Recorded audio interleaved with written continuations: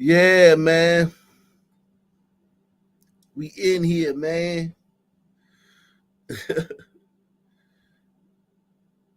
Yeah, man.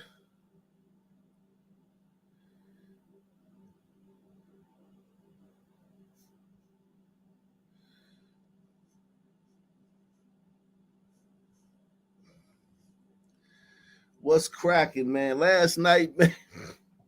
I ain't even gonna lie to you, man. Last night, man, I tried to take a nap and woke up at like 4:30 in the morning. I took a nap at like 9:30 or 10, maybe 10. So like, I'm gonna take a little nap before I get on the show. All that backed up sleep, and then today, man, had to spend most of the day with my kids.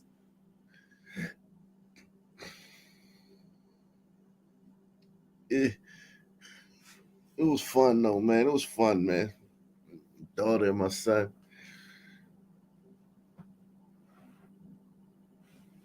Yeah, man. Last night, the dream I had last night. Whew, I ain't even gonna lie to you, man. That was the best sleep I got in years, man. Last night, that was the best sleep I gotten in years. Okay, you heard me.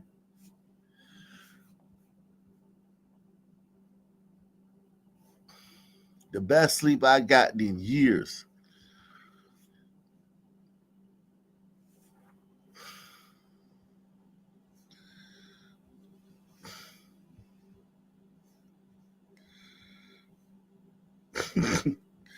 That was the best sleep I gotten in years, man. But we gonna do it tonight. We gonna do the damn thing tonight. It's a lot going on, man. It's a lot going on. I'm talking about. Whew, it's so much going on tonight, man. In the world of in the news,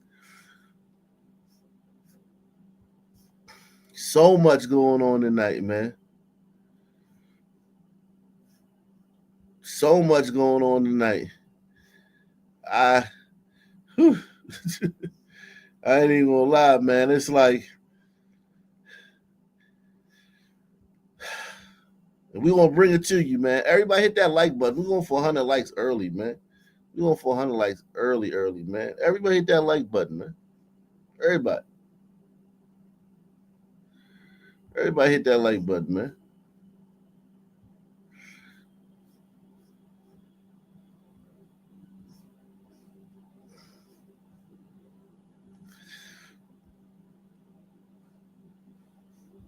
Everybody hit that like button, man. Everybody hit that like button, man. Smash it, man.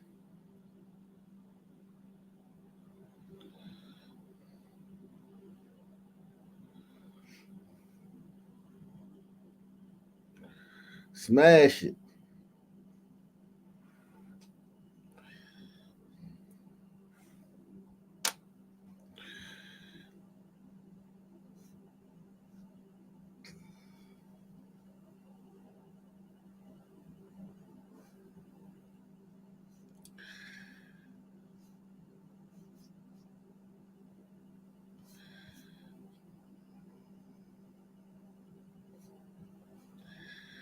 Oh man. Just misery and sadness, man. But we do got some updates. Let me just go ahead and get right to it, man. We do got some updates, man. We're gonna get right to it, man. We're gonna get right to it.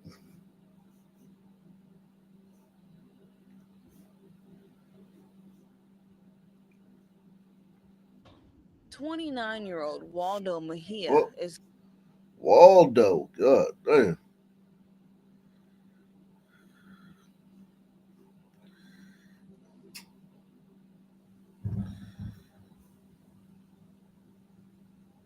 29-year-old Waldo Mejia escorted out of the 40th precinct in handcuffs by detectives Saturday after police say he stabbed two victims just days apart. The most recent victim, just 14 years old, Caleb Rihos, was on his way to school Friday morning when he was approached by Mejia and stabbed twice in the chest, piercing him once through his heart, according to NYPD. Bronx District Attorney Darcel Clark recounting the tragedy. He called his father and told his father that he couldn't breathe and that he was scared. And his father heard him die. So that's your DA. That's your DA right there. That's your DA right there. Hold on, let me see if I get a good picture of her. She got that Michael Strahan gap, man. Where she at, man?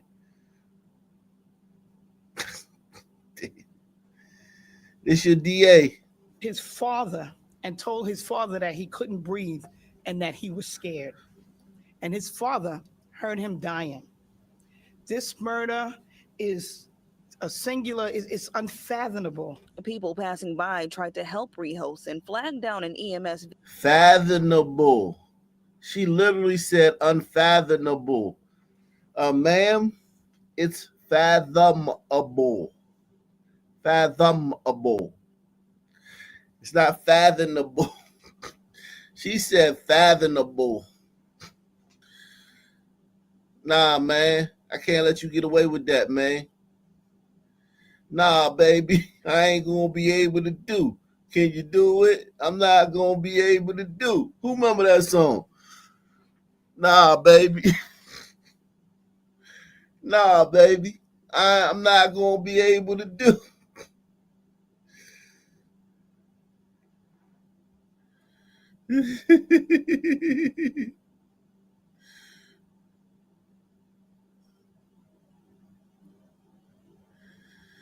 Nah, baby, I'm not gonna be able to do.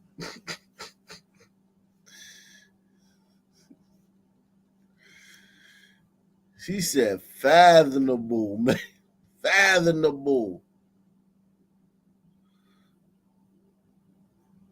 Darcel Clark recounting the tragedy. He called his father and told his father that he couldn't breathe and that he was scared. And his father heard him dying. This murder is a singular, it's unfathomable. People passing by tried to help Rihos and flagged down an EMS vehicle near East 138th Street, but the teen was pronounced dead at the hospital. Police Commissioner Jessica Tisch says detectives distributed this photo of Mejia, captured on surveillance camera, to the cell phones of NYPD officers across the city following the unprovoked attack. That's when an officer recognized him from a separate incident. A member assigned to the Transit Bureau immediately recognized the photo from a wanted flyer for a person of interest in an. This the police chief. Goddamn John McEnroe. They got John McEnroe as the police chief, man. The fuck? Yo.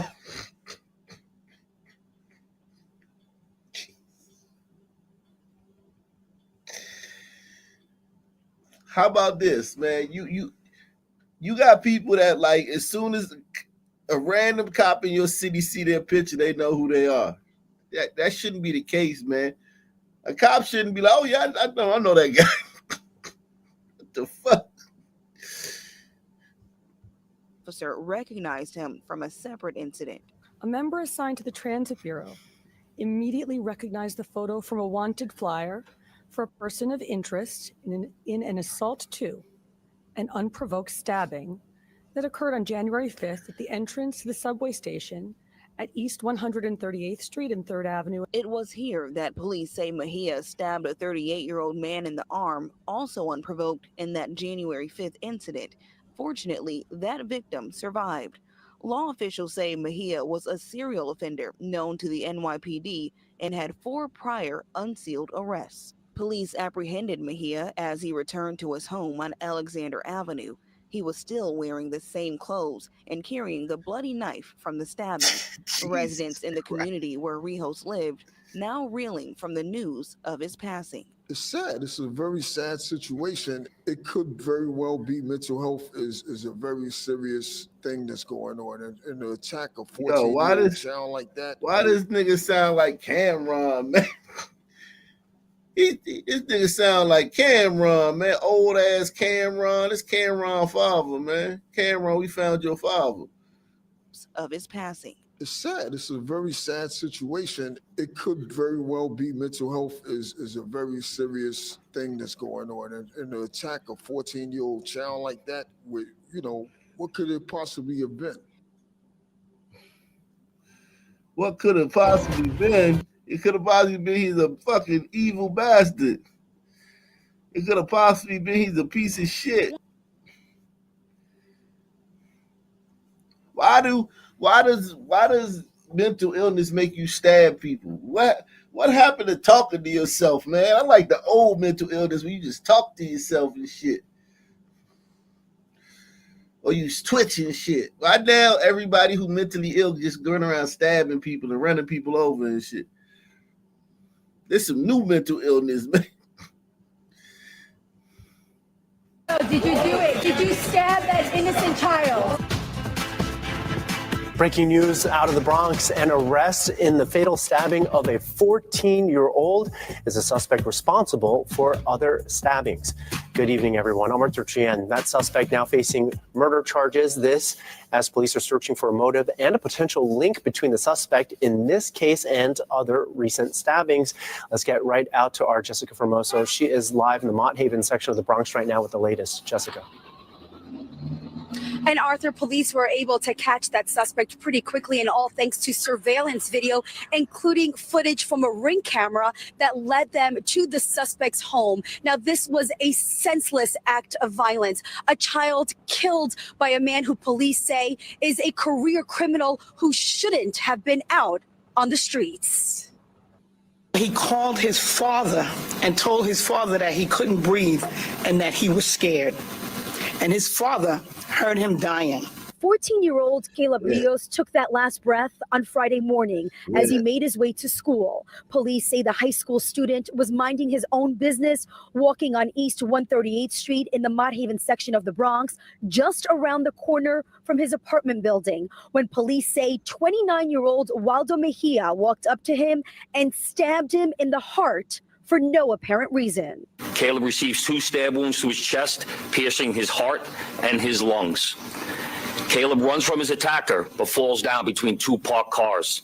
Mejia, who authorities say is a career criminal with a history of mental illness, walked out of the 40th Police Precinct Saturday afternoon, charged with second-degree murder, manslaughter, and criminal possession of a weapon.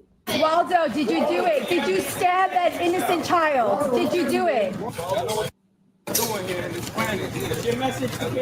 Before his arrest, police say he was out on the streets stabbing people at random. According to the NYPD, just 5 days prior to allegedly killing the teen, also on East 138th Street, on the steps of the subway station there, Mejia allegedly stabbed a 38-year-old man in the arm. We were able to quickly conclude that these 2 incidents were connected, unprovoked, and committed by the same suspect. The suspect's criminal record dates back to 2015. He's been arrested 4 times for burglary, arson, possession of a 9mm loaded gun, and The most recent one occurred on November 27th, 2024, when Mr. Mejia was arrested for stabbing another victim's Ring camera with a kitchen knife.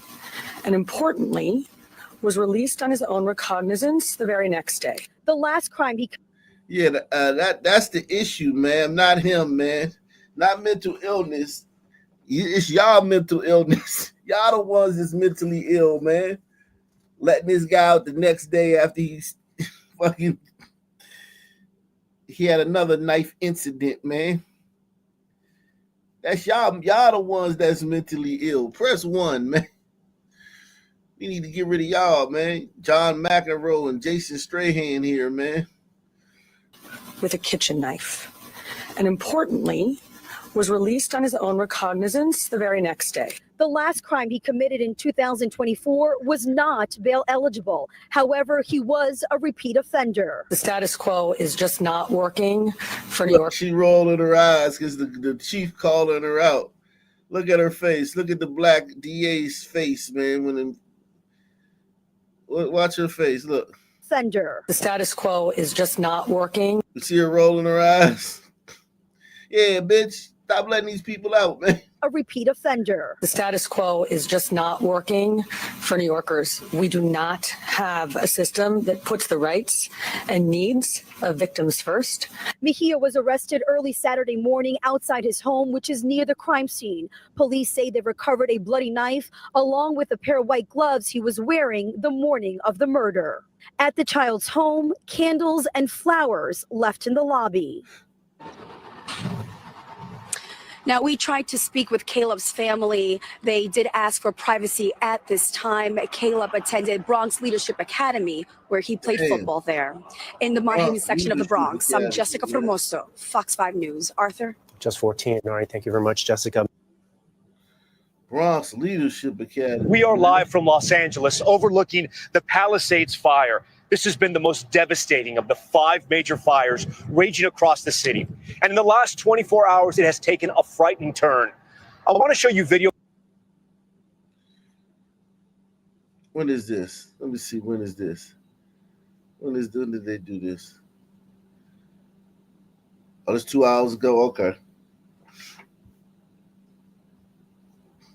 We are live from Los Angeles overlooking the Palisades fire. This has been the most devastating of the 5 major fires raging across the city. And in the last 24 hours, it has taken a frightening turn.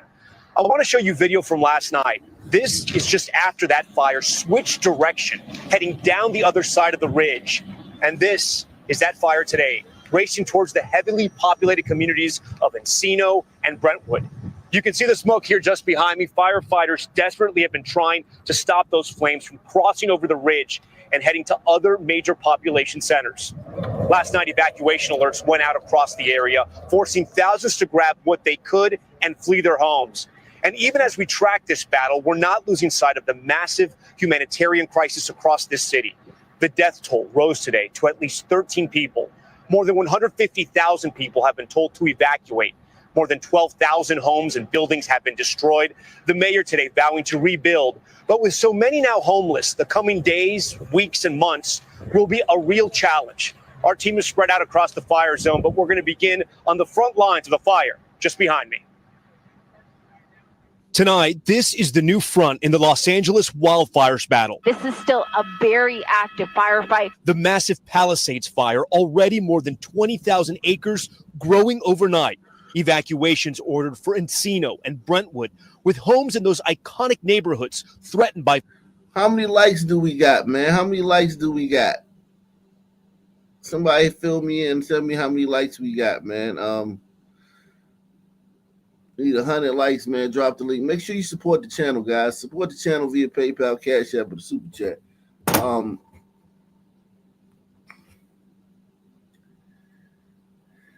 We in the building, man.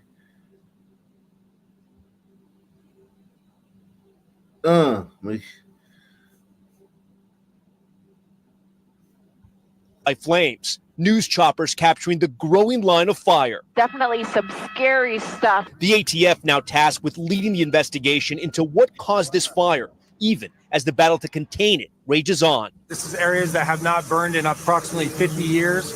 So we're seeing fire that was moving through there quickly. We were on the ground with firefighters today as teams lined up, then fanned out across the massive fire zone.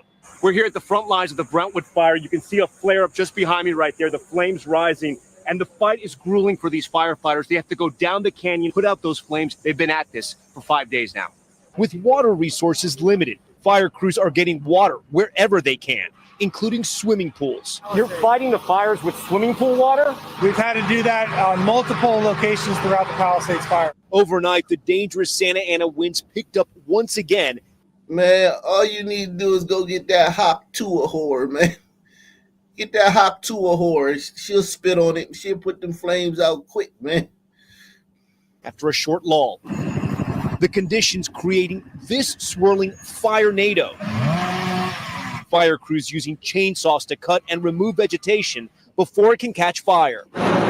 As dawn broke this morning, airdrops continued over this canyon in an attempt to contain the flames. These guys are heroes. I mean, they've always been heroes, but this operation is unbelievable. But law enforcement sources say those airdrops have been threatened today as multiple drones have been spotted in their flight areas, a serious risk to the crews flying them.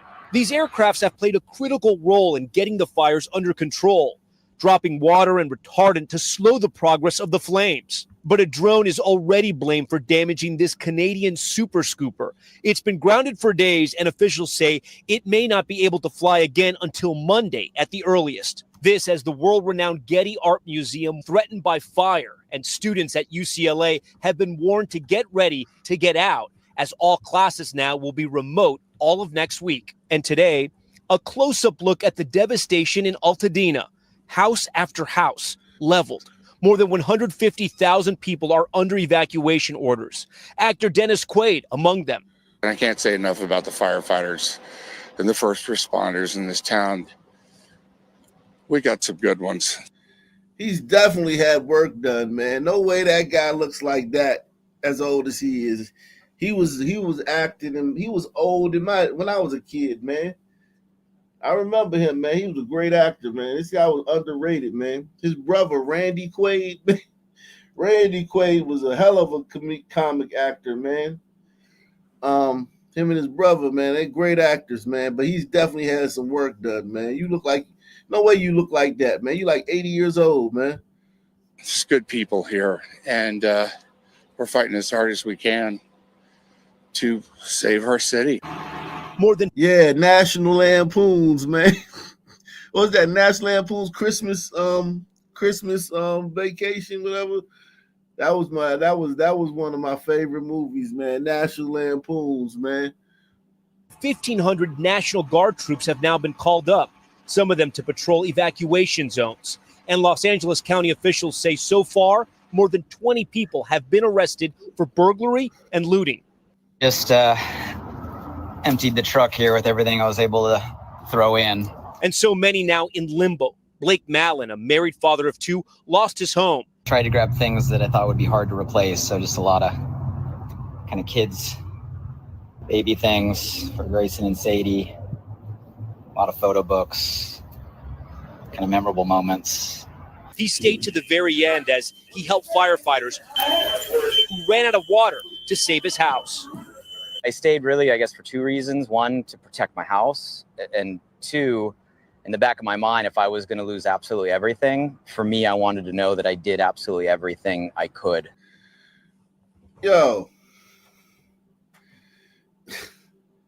This young fucker got a house that big, man. Pause, man. I'm jealous of you, man. You got a house out there, man. You like, what, 30, 33, 32? Hell, man. If I was going to lose it. I just don't want that to flash. Yeah. So it's all in the attic now? Yes, sir. He watched his block burn down, then finally his home as the attic caught fire. And for Blake, it is a total loss. In September, he says his insurance company pulled his fire coverage. If you could talk to the insurance companies, what would you tell them? With this message and my story and everybody else's story is do what's right for the people and the families that have. Boy, they lucky this ain't no black neighborhood. If they pulled everybody's insurance a couple months before a black neighborhood burned down, niggas would definitely be like, oh, this is racially related. They did this because we're black. Press 1. How many likes I got? If you could talk to the insurance companies, what would you tell them? With this message and my story and everybody else's story is do what's right for the people and the families that have paid into your businesses for years. So many families in a similar situation. This, as we look just over our shoulder here, helicopters from the firefighting department making drops on flames that are just behind us. That anger you heard there from the family towards local leaders in LA is growing. Tonight, the fire chief blasting city leaders for not providing enough resources. The mayor is speaking out now. Ellison Barber has that part of the story. Tonight, Los Angeles Mayor Karen Bass under growing pressure. There is nothing that I will not do for the city where I was born and raised. Overnight, her office responding to rumors that the city's fire chief had been fired, posting on social media, the fire chief was not dismissed and is in full command of the LA. Hey, Eric S., man. I didn't know you was the goddamn involved with this shit. But so she was gonna fire her, the lesbian fire chief. The lesbian Marxist was gonna fire the lesbian fire chief. But she punked out. She punked out because she knew that'd be a bad look to fire the lesbian fire chief when everybody online is saying that she's a DI hire. Even though she threw you under the bus. The lesbian fire chief threw her ass under the bus yesterday. But you can't fire her, man. She got you by the balls, man. Yeah, today I'm firing my lesbian fire chief because like, come on, man. You gotta keep her, man. You stuck with it. That's why I wouldn't hire no black coach. If I was a football team, I would never hire a black coach. If I was a company, I would never hire a black CEO. Because when it's time to get rid of their ass, you could have literally, you could be a team, right?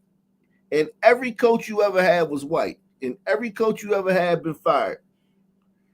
You hire a black coach. He sucks. You fire him. You racist. I wouldn't even hire no black people, man. And raised. Overnight, her office responding to rumors that the city's fire chief had been fired, posting on social media, the fire chief was not dismissed and is in full command of the LAFD. Did we have enough resources? I will tell you no. That chief, Kristen Crowley, speaking out to NBC's Los Angeles station, KNBC, Friday. This department was asked to take a $17 million budget cut. That is correct. She also told LA's Fox station that despite the city's growth, the number of fire stations has gone down. Crowley placing the blame for the current crisis squarely on the city. Did they fail you? Yes.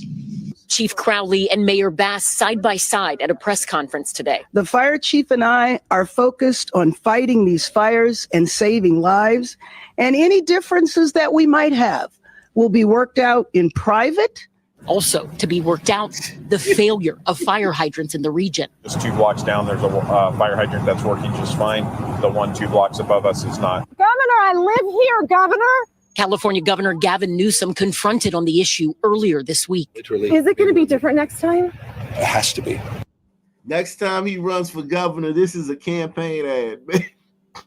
This is gold right here, man. Just play this if you're running against Gavin Newsom. This is the perfect campaign ad. He's gifted you on a silver platter. Newsom now calling for an investigation into the lack of pressure in the hydrants. Frustration today mounting as people waited hours trying to gain access to their neighborhoods to see what, if anything, of their homes remains. All our friends have lost everything, and nobody knows what's going to happen. We're just walking around numb. And Ellison joins us live tonight. Ellison, I know tonight you're among the people still trying to get to their homes. What are people being told about access? I mean, Tom, it's just cars as far as you can see by eye. People tell us that they have been told it would be 3 cars going in at a time, escorted by police, and that the priority. Look how orderly the white people is. The white people, ain't nobody fighting, ain't nobody get shot. The white people, this is a very stressful situation. They've lost everything. And they still can sit in line orderly and wait. All right, you 3. All right, everybody move up. Stop. You 3. Wait. Nobody will be let in for another 15 minutes. So just wait. Hold tight. All right, you 3. If this was some niggas, man, after they had just lost everything, oh, Lord. It'd be multiple shootings, man. Right here, man. Multiple shootings, man. Press 1. would be people needing to get medicine. But these people over here, they tell us they are all waiting to go get medicine. And they say they cannot get answers on when they can go up, if they're going to be able to go up. And some of them, Tom, they say they have been waiting 9 hours. Tom? Yeah, and they unfortunately going to have to wait a lot longer. All right, Ellison Barber for us. You've seen the images from above. Entire neighborhoods totally wiped out. Thousands of people are now homeless, facing not only the challenge of rebuilding, but how to get through the next few days and weeks. Morgan Chesky has this story. Thank you. Anybody need water or Gatorade? Tonight, a massive relief effort racing to keep up with the flames, with tens of thousands pushed from their homes by fire, with many starting from scratch. Literally the basics: underwear, a pair of running shoes, socks. The Red Cross. Purple hair dye. Nose rings. Thousands pushed from their homes by fire, with many starting from scratch. Literally the basics: underwear, a pair of running shoes, socks. The Red Cross opening shelters citywide. This one near the Palisades fire, completely full. As a lifelong Californian, we know wildfires. This isn't uncommon, but to see devastation at this scale. So I guess she's in charge of the Red Cross. Damn, damn, man. There's a man in charge of anything over here, man. Fuck it, I'll let her be in charge of the Red Cross, man. You can do that, man. That's cool, man. Shout out to Eric S., man. Ock Nation Hall of Fame. We're coming through once again, man. Sponsor the show, guys. Support the show, man. We cooking tonight, man. It's just heartbreaking. Inside, families, some multiple generations, facing the reality of what these fires took away. For Khadija Lucarelli and her 3 children. Khadija. She Italian. Khadija is Italian. Multiple generations facing the reality of what these fires took away. For Khadija Lucarelli and her 3 children, it's a shelter turned home. I never thought of this. It seems like I'm in a movie. Yeah, man. She Italian, man. Lucarelli, man. Wow, man. Shout out to the glider that put that baby in her, man. Shout out to the Italian that put that baby in her, man. Salute, man. You a real one, man. Like I'm in a movie. Their home in the Pacific Palisades lost when the flames exploded late Tuesday. A single mom now wondering when 6-year-old Onyx and 5-year-old Fifi will be able to go back to dance class. Walk me through what happened. Yeah, we were in rehearsal, and I got the call that we should be evacuating. We did lose our RV, which was our home. In Altadena, thousands more families homeless. For Renata Ortega, her house and backyard floral studio never stood a chance. We worked so hard to get here, and now to see it this way. Yeah, man. Worked so hard to get here, now your house burned down, man.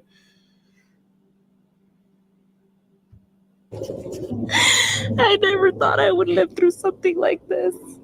Yet amid the ashes of unimaginable loss, glimpses of hope as survivors in a fire-stricken city cling to what they do have. Everyone here around us is a family, like a blanket of warmth, and it keeps me going.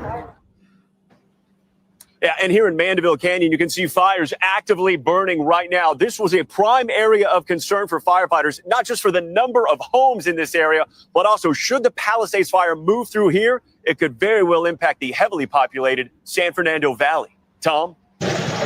Morgan Chesky, we thank you for that. These powerful winds here have been fueling these fires, and now after a bit of a lull, they're picking back up, as you can see. I want to bring in meteorologist Angie Lastman. And Angie, if they're going to be gaining strength later today, I think we're already feeling it. You definitely are, Tom, and they're only going to intensify from here on out over the next couple of days. Those winds today, 20, 30 miles per hour in the higher elevations, those are going to be gusting. Damn, Angie.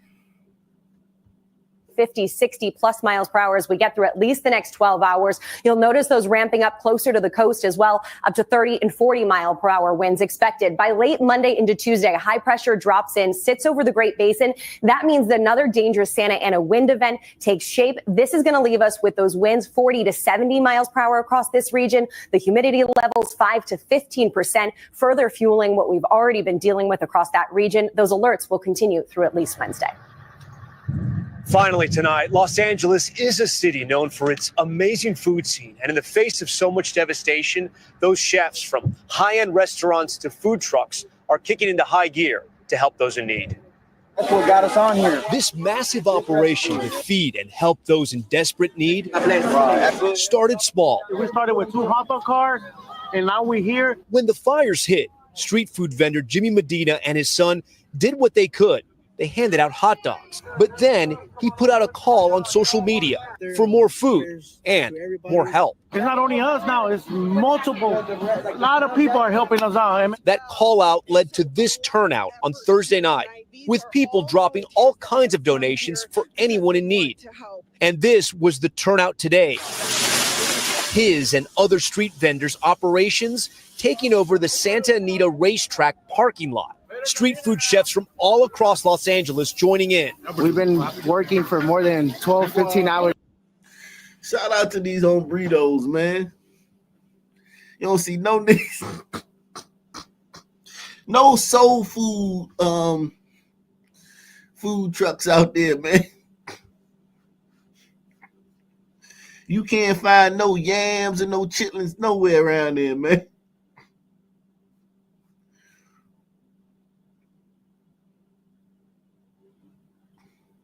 God, dog, man. No yams, no chitlins.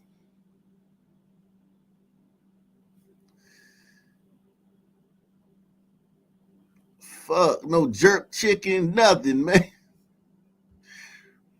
No fucking goddamn jollof rice, ain't a motherfucking thing out there. Jeez. Shout out to them hombritos, man.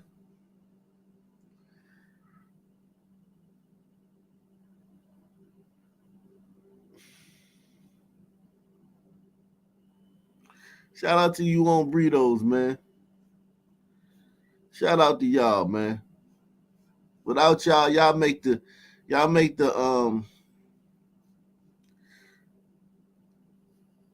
across Los Angeles joining in. We've been working for more than 12, 15 hours a day. We just came to try to do the right thing. We didn't expect to inspire so many other people. Comfort food, giving people who lost so much the fuel to simply keep going. This means the world to us. We care about this community, you know? It's the most important thing, coming together and helping everybody.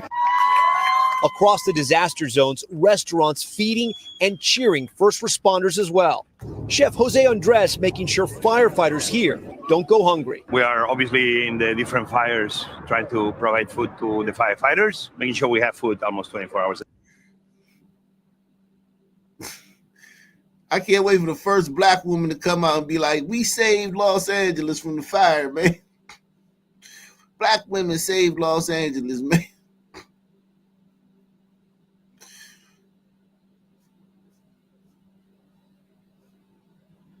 Well, one of the founders of the beloved Bed-Stuy Aquarium will spend the next 12 years in prison for allegedly shooting a man in 2023. Oh, yeah. Y'all late. Y'all late, man. We already did this story, man. Y'all late.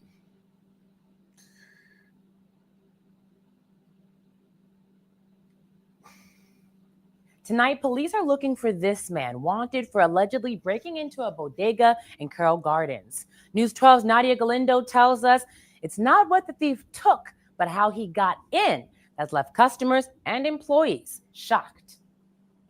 What's up? How you doing, buddy? All are welcome at the Smith and 9th Street Deli in Carroll Gardens, except this man whose photo is now taped on the business's front door. I was surprised. The first time happened like this. Manager Abdul Ali found the business ransacked back on November 1st. From the door, I see the ATM is broke and I see the cigarette is empty. Police found this hole cut into the roof. It's small. It's not even 20 inches.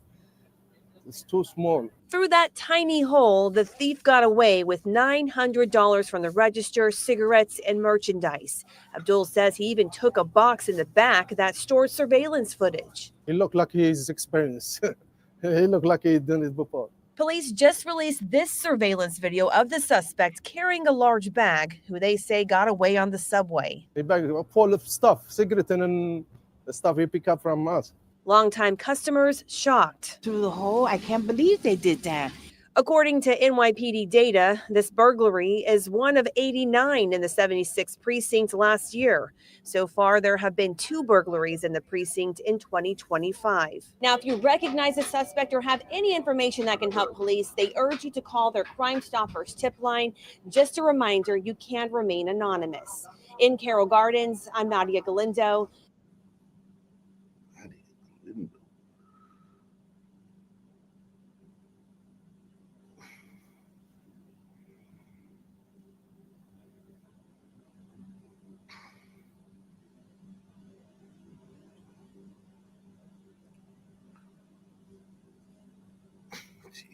Right.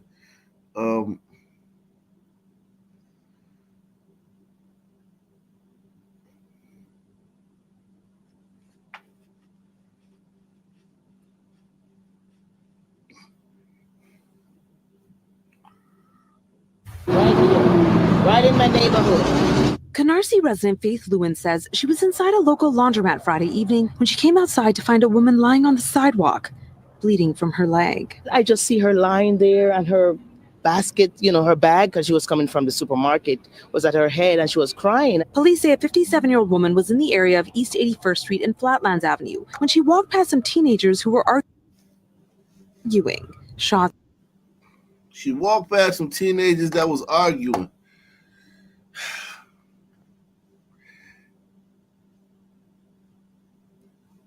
You can't stop everything. You can't avoid everything. But if you see some teenagers arguing, especially if they black, man, don't walk past, man. Who gonna be the first to take the $5 challenge tonight? Who gonna be the first to take the $5 challenge tonight, man? Are y'all gonna support the channel tonight? Y'all gonna support the stream? How many likes I got, man?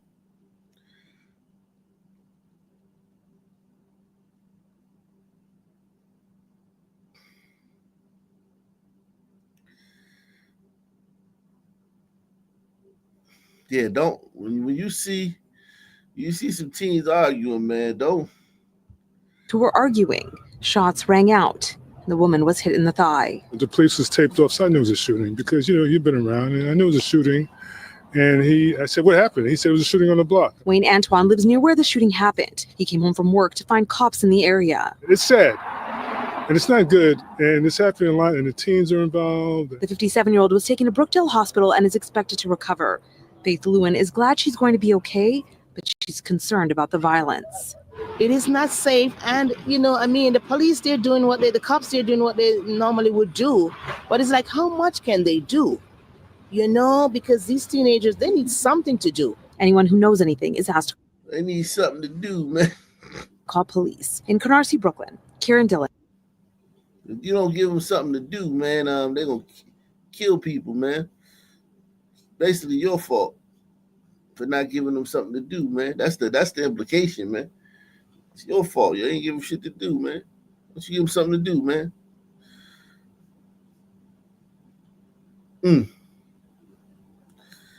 Let's see. Let's see what. Let me see what I say. We gonna get to the football player in a little bit, man.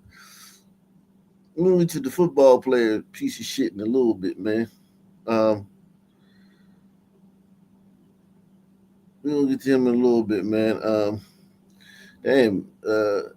It's crazy up in the Bronx, man. Dead after being stabbed to death in Claremont overnight. And News 12's Brittany Cadet, she's been on the scene bringing us the very latest. Brittany, what are police telling you?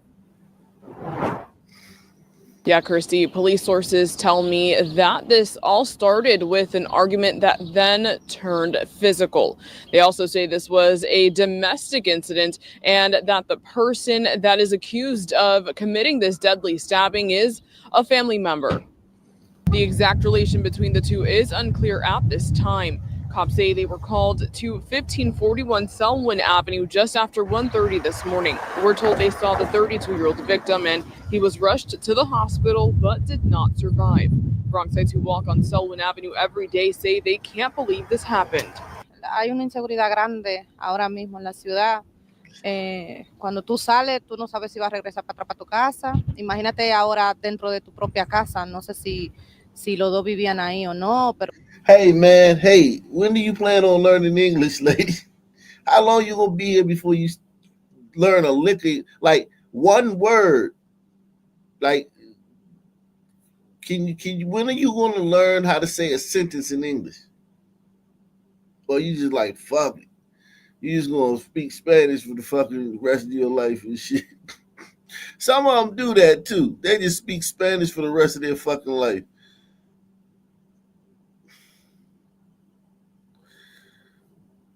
Salute to Amazing Disgrace, man. Shout out to Amazing Disgrace, man. Salute to Gouch Merlot, man. Gouch Merlot in the building, man. Keep taking the $5 challenge. Keep supporting the channel, guys. We an hour in, man. Keep supporting the channel, man. We need to support the show, man. We got how many we got in the chat? We got how many? We got 190. Okay, so they suppressing the shit. Let's keep it going. Pero dentro de tu propia familia, una cosa bien horrible. And at this time, police say they do have one person in custody as they continue to investigate. That's the very latest here. They didn't even give us no subtitles, did they? Okay, they gave us some subtitles. Okay. Shit. Fuck.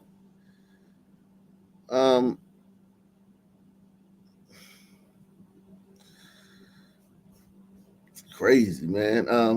Let me see something. Oops.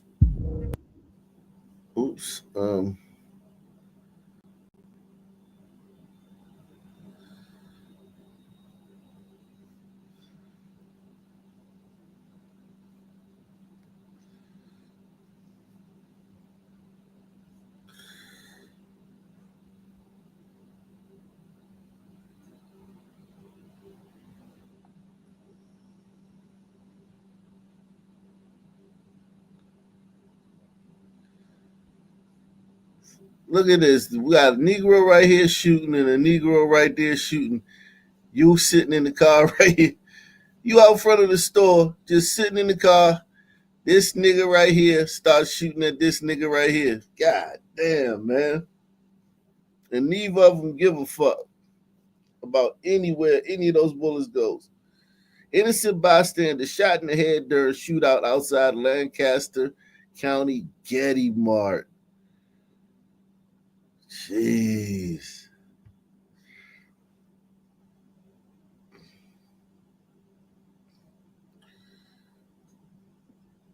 New this morning, police in Lancaster Township released surveillance video overnight from a shooting at a convenience store, and they're still looking for the shooter. So take a look at the video. This is from Getty Food Mart on Millersville Pike. This happened last night around 9 o'clock. You can see two people shooting at each other, and if you look closely, you can see people are in the car and minivan that are parked outside the store. Police say 7 people got into a fight in the parking lot. Then 3 of them started shooting at each other. Police say one of the suspects may have been shot, and a 20-year-old woman who police say was not involved in the fight was shot in the head with a stray bullet. She was taken to the hospital for emergency surgery and is in critical condition. The suspects were last seen driving in a black Honda Civic, a gray SUV, and a black minivan, according to police. They also shared this picture with us. They say it is one of the suspects involved in the shooting who they are looking for. Here in Washington, the mayor made a sales pitch, looking to bring people with expertise here in the nation's capital to City Hall. It all comes as the administration is about to change, and Mayor Parker says she's willing to work with the new one. And I said, we need access to the talent. 150 miles from home, Mayor Sherelle Parker recruiting for Philadelphia. I want people who actually worked in those departments, who helped to develop some of the programs where we're trying to access revenue streams. This is my actually third presidential appointment. So I've worked for President Clinton, for President Obama, and now for President Biden. Judith Canales is a senior advisor at HUD. Why are you potentially interested in Philadelphia?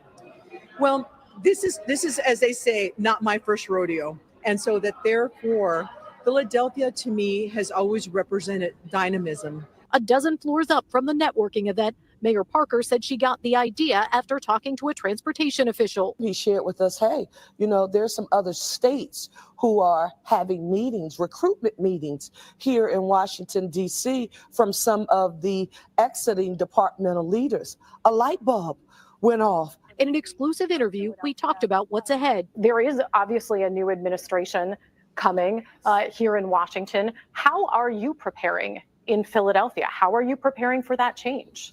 I'll tell you, Lauren, and I haven't talked about this with any member of the press just yet. Mayor Parker pointing to her time as a lawmaker in Harrisburg, working across the aisle. That was the greatest professional development I could have ever had. It has prepared me to meet this moment. Parker talked about working with the Biden. I actually like this sister, man. I ain't even gonna lie, man. I actually like this sister. She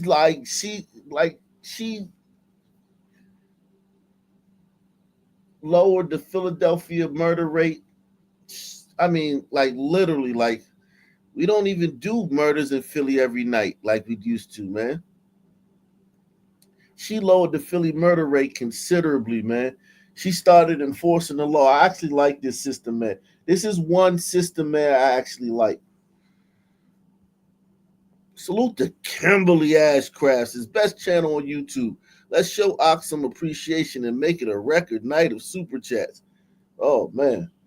Record night. Salute to Kimberly, man. Yeah, whatever Kimberly said, man. Kimberly, man. Shout out to you, man. Yeah, man. Make it a record. Make it a record night. Harris administration in her first year as mayor. I've been to the Oval Office to sit down to meet with President Biden. He's come to Philadelphia. So would you do the same thing with President Trump? If I don't do the same thing with President Trump, the people of the city of Philadelphia should say, you shouldn't be our mayor.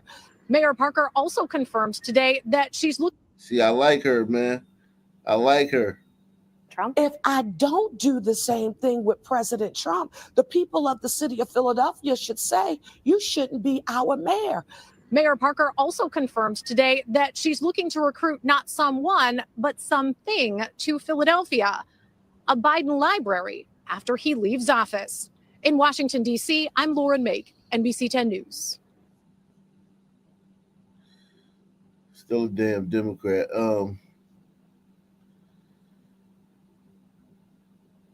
Is she the best of all the sister mayors, man? She the best of all the sister mayors.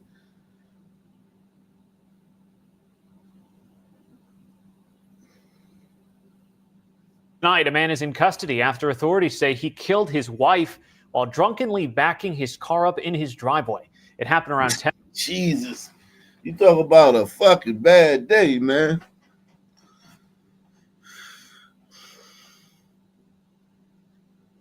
Shit.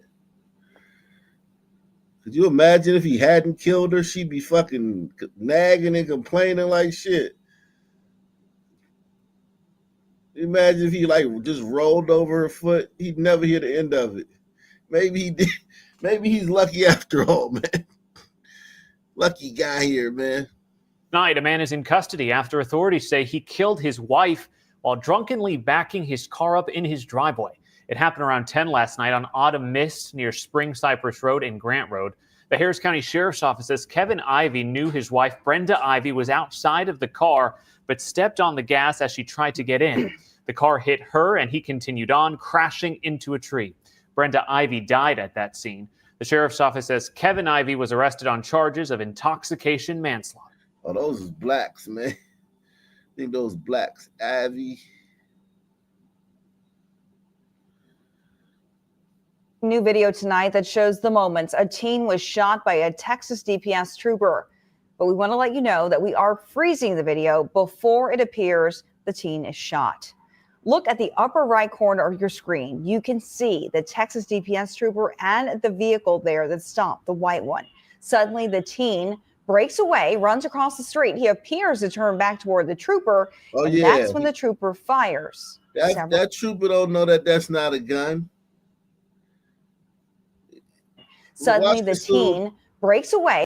Watch this little ape right here, man. Watch this little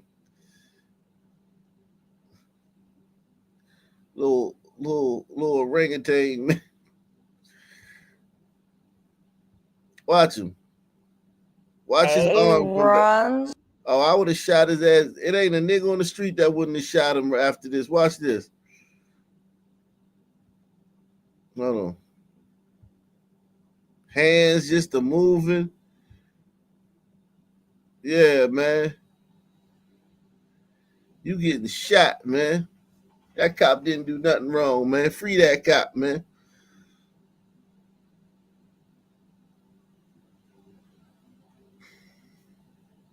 The vehicle there. But we want to let you know that we are freezing the video before it appears the teen is shot. Look at the upper right corner of your screen. You can see the Texas DPS trooper and the vehicle there that stopped, the white one. Suddenly, the teen breaks away, runs across the street. He appears to turn back toward the trooper, and that's when the trooper fires several times. The teen falls into the grass. This happened at around 11 a.m. Friday along Will Clayton Parkway near Village Tower Drive. During the stop, the trooper said he noticed, quote, criminal drug activity. And while patting down the 17-year-old, felt what the trooper believed to be a pistol. We're told a gun was found near where the teen was shot.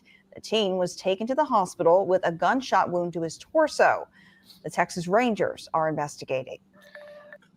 Ain't nothing to investigate, man. Tonight, breaking news from. Ain't nothing to investigate, man. Ain't nothing to investigate. That nigga got shot. Oh, well.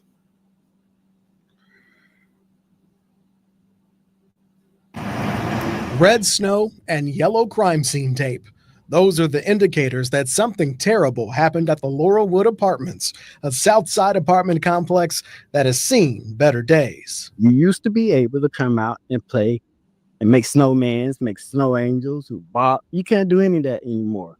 Now you have to pray for the angel. We're praying for the angel that passed away instead of making snow angels. That angel is a teenage girl who was shot and killed. She was pronounced dead on the scene.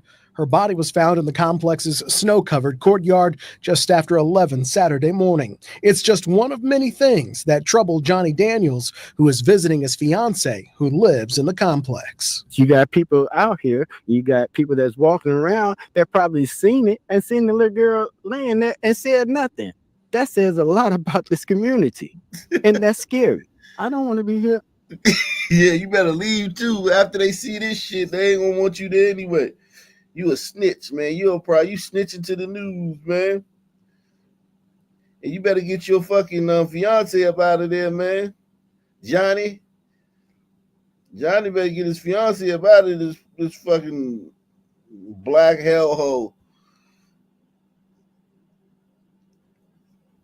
Things that trouble Johnny Daniels, who is visiting his fiance, who lives in the complex. You got people out here, you got people that's walking around that probably seen it and seen the little girl laying there and said nothing.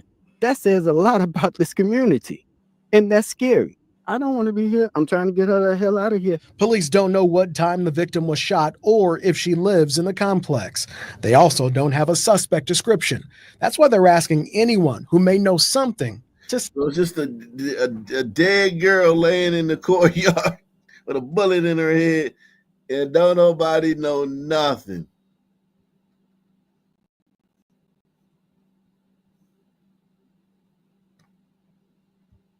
Anyone who may know something to say something. Whether you may have heard shots being fired throughout the night. We don't know exactly what time this occurred. We're asking that you please reach out to our homicide investigators. While the investigation is still early, Daniel says one thing is for certain. The apartment complex needs to increase security so residents can feel safe both inside and outside of their homes. It's what he would do if he was in charge. Some form of security is provided for my tenants because I don't want them to go. Man, fuck that, Johnny. Because the security gonna come and the security gonna have to shoot one of them niggas. One of them niggas who shot that girl and left her there in the middle of the courtyard. It's a gang of niggas just like him in there. In this fucking apartment complex. And the security gonna have to shoot one of them niggas or kick one of them niggas' asses. And then y'all gonna be protesting. So no, fuck that. Maybe not you, Johnny, but the people in the community gonna be protesting. So sorry, Johnny. No can do, man. Sorry, John, I'm not gonna be able to do. Some form of security is provided for my tenants because I don't want them to go in and out and be afraid. And that's what a lot of people are. They're afraid. On the South Side, Cameron Riddle, Fox 59 News. Yeah, you gonna have to shoot one of them little niggas, man.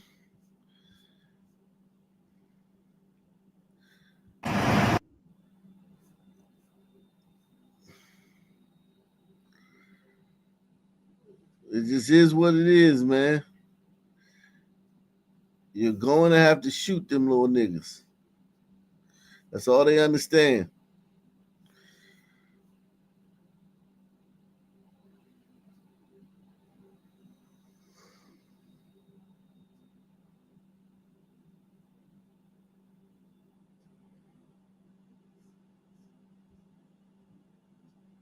Sharp as a tack. 6'2", 230 pounds, an ex-Marine. How could a beloved chef who brought so much joy, even if you've given something where he wasn't invited, he's there. A great chef. Everybody who knew Chef Doug was cooking, it was gonna be some good food. Hey, I'm dripping sauce. Hey, we got one question for you without calling me. I'm dripping sauce. She was dripping sauce, baby. End up leaving his own family in such grief and pain. My brother was a big guy, and you're not just gonna take him down. Can't imagine why anyone would do this horrendous thing to my cousin. They threw him away like he was trash. It started early one June morning when DJ Calhoun, known lovingly as Chef Doug, didn't show up for a catering gig. His sister instantly knew something was wrong. His best friend calls me and says, you talk to your brother. He's supposed to be catering for a comedy show.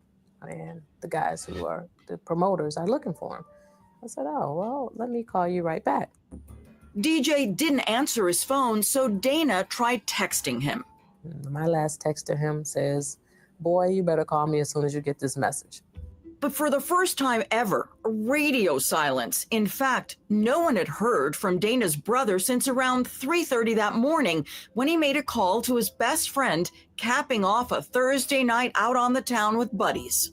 They're having a good time. They're popping bottles and, eating and drinking, and DJ as normal is the life of the party. Now it was Friday night and DJ was still MIA. His sister went straight to the Detroit police. It was my understanding that you had to wait 24 hours before you can make a police report. That's not true. Maybe because I was so adamant about That's it. That's not true. You don't have to wait 24 hours. That is not true. That's an old wives' tale. You do not have to wait 24 hours. That's an old wives' tale. That is not true. Take the police report. The following day, Chef Doug was expected to fly to St. Louis to cater a wedding. He's not at the airport. He didn't get on the plane. That's when his cousin, Camilla Henderson, says the family really started to panic. He doesn't miss anything because that's what he built his reputation on. Then, a disturbing find. His family used OnStar to locate his SUV and discovered that it had been abandoned in the neighborhood of Brightmoor, nowhere near his home. In a vacant lot in this terrible neighborhood. Car doors open, hatch was open. We didn't know who was involved in the disappearance. It could have been one person, 2, 3, 4, 5. We just didn't know. Complete strangers joined DJ's family and friends to search for the popular chef. I couldn't keep sitting on my hands. Maybe he's somewhere under a brush, trees or something. But even with all those people searching, nothing. Then, Dana's daughter made a startling discovery after finding her uncle's online passwords and accessing his bank account. She told me that this debit card was being used. Detective James McDonald is a homicide detective with the Detroit Police Department. We go out to these businesses and we start, looking at their surveillance footage, and you see his card being used, and it's not Douglas Calhoun. His family didn't know it yet, but Detective McDonald had already uncovered another big clue in the case using the chef's cell phone records. We identified his last contact number, and we recognized that at 3, 4 o'clock in the morning, he's talking to this person, and then all of a sudden, the communication stops. Turns out the phone call DJ made to his best friend was not his last call of the night. That is what turned this into not a missing person, but more of a victim of a crime. 6-year-old niece that's texting him and wondering why Uncle DJ is not responding to her text messages. He needs to come home. Right.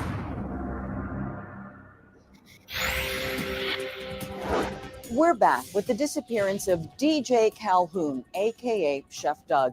Detectives are trying to figure out what happened to him, and they are about to find out. After going through cell phone records for Chef Doug's late night calls, cops dial in on the very last one. But it's puzzling. The call was made from the Detroit neighborhood of Brightmoor to an untraceable number. They learn it's associated with a merchant's website selling services. This was a number that was affiliated with Backpage. Sources say Calhoun, before going missing in June, answered an ad on Backpage. You can be anybody on Backpage. You can do anything on there and be misleading on it. Working backwards, Detroit PD Detective James McDonald pores over every call received and made by that last number Chef Doug called. I come upon a number that belongs to a pizza place called Crazy Joe's Pizza. And lo and behold, it's in the Brightmoor area. McDonald heads to Crazy Joe's and asks whether they recognize the number. Incredibly, they do, telling him where they delivered the pizza ordered by that number. Well, I mean, this is the needle in the haystack. Now I had a direction to go in my investigation. At the house, a 17-year-old girl answers the door. At first, she doesn't cooperate, but eventually she tells detectives she's been living in the house since March with her 27-year-old boyfriend, a habitual offender named Trayvon Baskerville. Now I have enough. Trayvon. Another damn Trayvon. Think about this nigga. This nigga probably protested for Trayvon Martin. All of them probably was bent out of shape about what happened to Trayvon, only to get killed by Trayvon. Come on, guys. Support the channel, guys. Sponsor the show, man. This will be a short show tonight, man. If you want to come up, man, link is in the description box. Offender named Trayvon Baskerville. Now I have enough probable cause to go back to the house with a search warrant. What they find when they return with a warrant leaves them stunned. We find suspected blood on a mattress, a lot of blood. That suggests somebody was bleeding pretty heavily. I basically said, hey, listen, we need to talk again. And she voluntarily goes back with me. After about 7 hours, the young woman admits Chef Doug was at the house on the morning of June 1st, and he didn't make it out alive. She tells us, you might want to check into my boyfriend, Trayvon Baskerville. Trayvon Baskerville is immediately arrested on outstanding felony warrants, but is now the prime suspect in the murder of Douglas Calhoun. When DNA tests confirm that blood found in the house belonged to Chef Doug, Trayvon's girlfriend agrees to confess everything she knows in exchange for immunity. Then she lays it out, telling cops exactly where the body is. She identified the garage and said, hey, he's going to be in the trash can in the back of the garage. Right where she said it was at, it was there. Detective McDonald says he's never seen something so callous. Chef Doug had been in that garbage can for 37 days. It was just mind-boggling. Shit. Detective McDonald says he's never seen something so callous. Chef Doug had been in that garbage can for 37 days. It was just mind-boggling how someone, a human, could take another human, put them in a trash can, roll them to a vacant garage, and just leave them there. We were right there in Brightmoor community. We must have walked past him at least 5 or 6 times. Wow. Shout out to Louis Barrow. He said he's from Brightmoor. Yikes. They threw him away like it was trash. But why did Baskerville allegedly shoot and kill Chef Doug? The answer left his family gutted. He wanted to do it without a condom. He being Doug? Yes. Oh, shit. Doug was gay. And Doug went on fucking... Doug wanted to beat it up without a condom. And dude was like, oh, hell's no. Oh, shit. Dougie Doug, Dougie Doug was living a double life, man. Damn, Doug. Oh, man, Doug.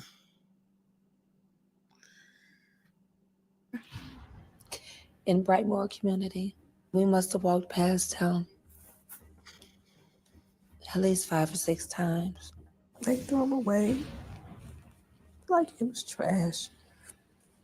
But why did Baskerville allegedly shoot? Yeah, that nigga do look sweet. He do look sweet, man. Now that look at him, old sweet ass. You was gonna give him, you was gonna give up the yams, but he had to use a condom. Is you still gay if you make the person use a condom? Chat, are you gay if you make the dude use a condom? Is that still gay?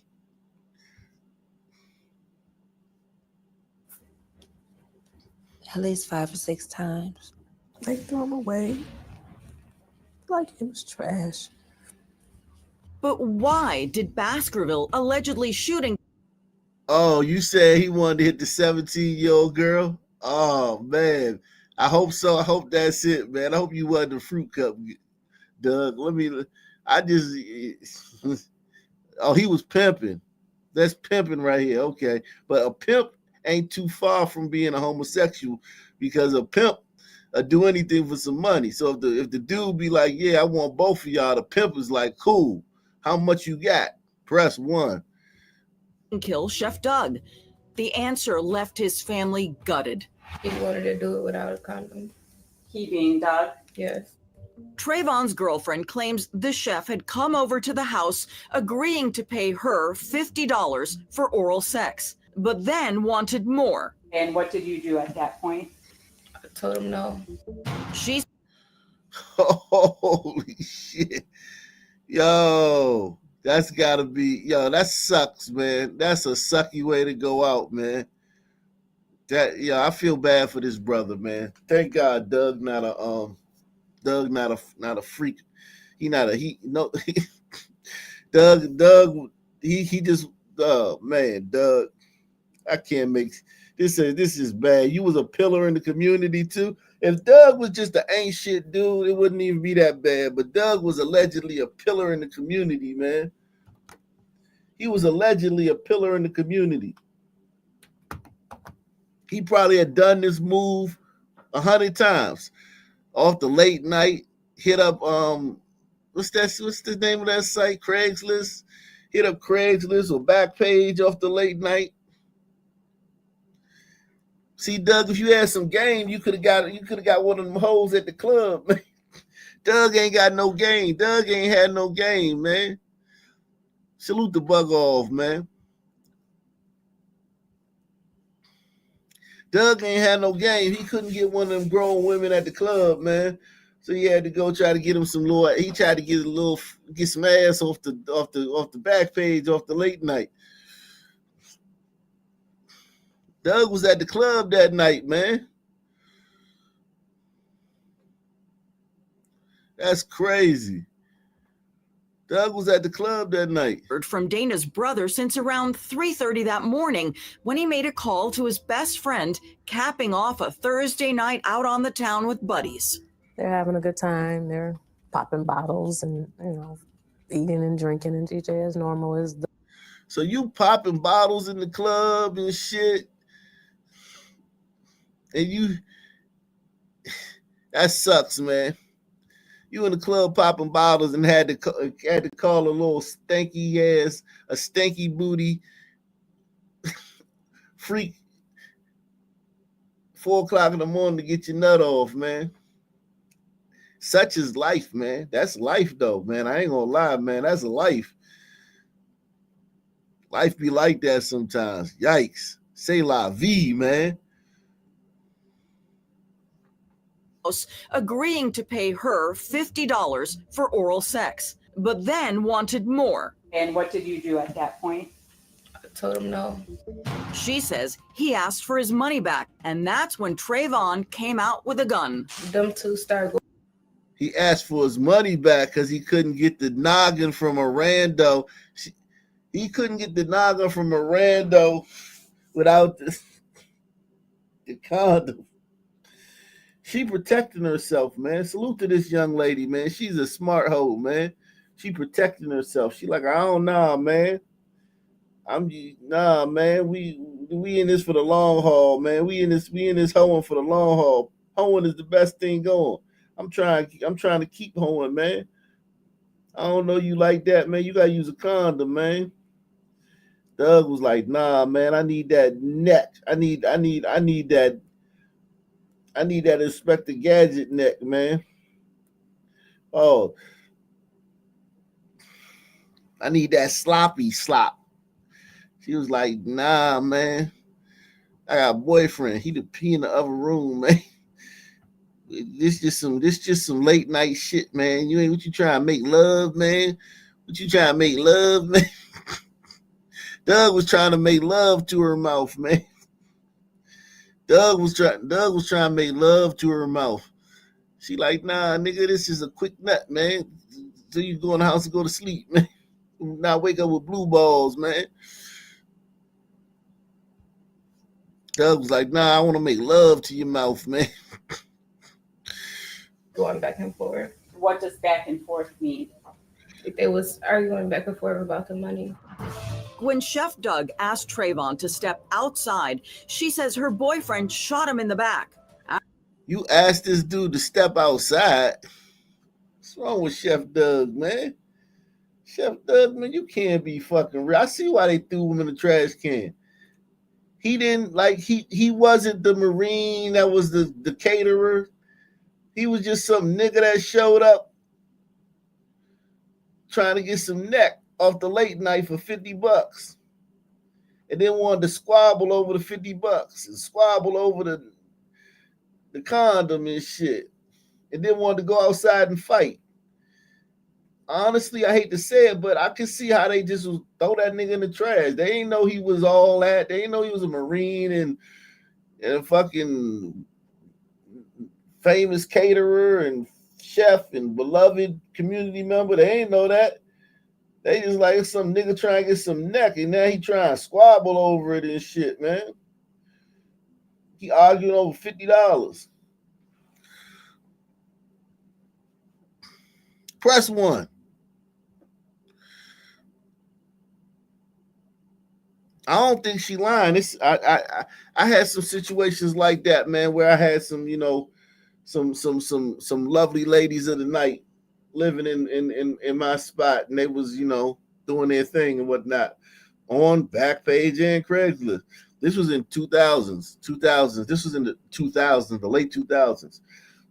I had some situations like that. Yeah, niggas. All the girls to a man said all the girls to a girl said they didn't like messing with niggas. They hated Black Johns. All of them. all of them disliked Black Johns. They only wanted to do white boys, but they did black dudes, but they preferred to only do white and Hispanic and Asian. They despise Black Johns. This is not like this is a very believable story, man. Only thing is that this guy was a pillar in his community. So for him to be in that little shack 4 o'clock in the morning trying to get some neck from that little girl is the only reason why it could probably seem implausible. But if you take him out of it, man, this shit going on right now in every city. Nah, I wasn't the John. I was their boss. I wasn't the John. I was their boss, man.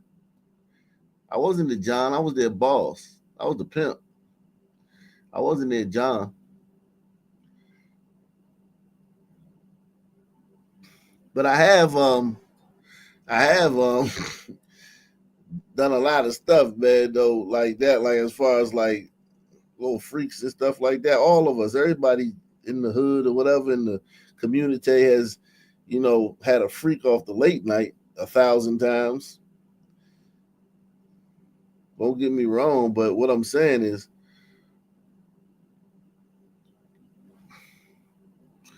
yeah, broker, man. I was a broker. There you go. Afterwards, they both hid the body. Where does Trey put the body?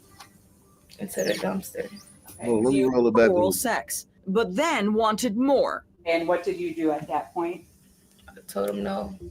She says he asked for his money back, and that's when Trayvon came out with a gun. Them two started going back and forth. What does back and forth mean? They was arguing back and forth about the money. When Chef Doug asked Trayvon to step outside, she says her boyfriend shot him in the back. Step outside so we can fight in the middle of the street at 4 o'clock in the morning in the middle of the hood over $50. $50 for oral sex, but then wanted more. And what did you do at that point? I told him no. She says he asked for his money back, and that's when Trayvon came out with a gun. Them two started going back and forth. What does back and forth mean? They was arguing back and forth about the money. When Chef Doug asked Trayvon to step outside, she says her boyfriend shot him in the back. Afterwards, they both hid the body. Where does Trey put the body? Into the dumpster. Okay. Do you help him do that? Yes. Why? Because I was scared. On the day of his arraignment, Baskerville didn't seem rattled by the charge of first-degree murder, but when the judge mentioned human trafficking, his head popped up and his eyes got real wide. Human trafficking? Where do you get that charge from? From his 17-year-old. Killing a man and meant nothing to him. Killing a man meant nothing to him, but fucking pimping and pandering and shit, that was oh shit. Psychopath, man. Salute to Terry, man. Terry, man. Salute to Terry. Salute to Barry B, man. Salute to you, man. Salute to you guys, man. Take the $5 challenge, man. Support the channel. Sponsor the show.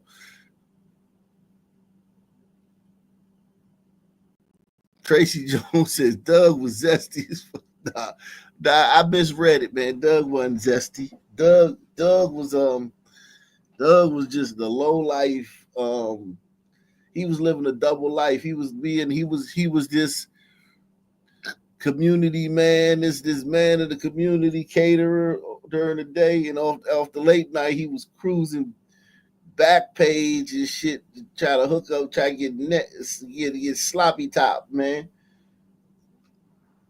He had probably done that 100 times, man.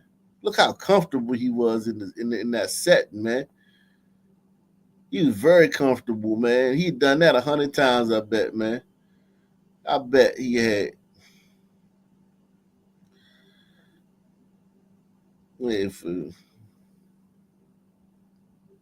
Arguing back and forth about the money.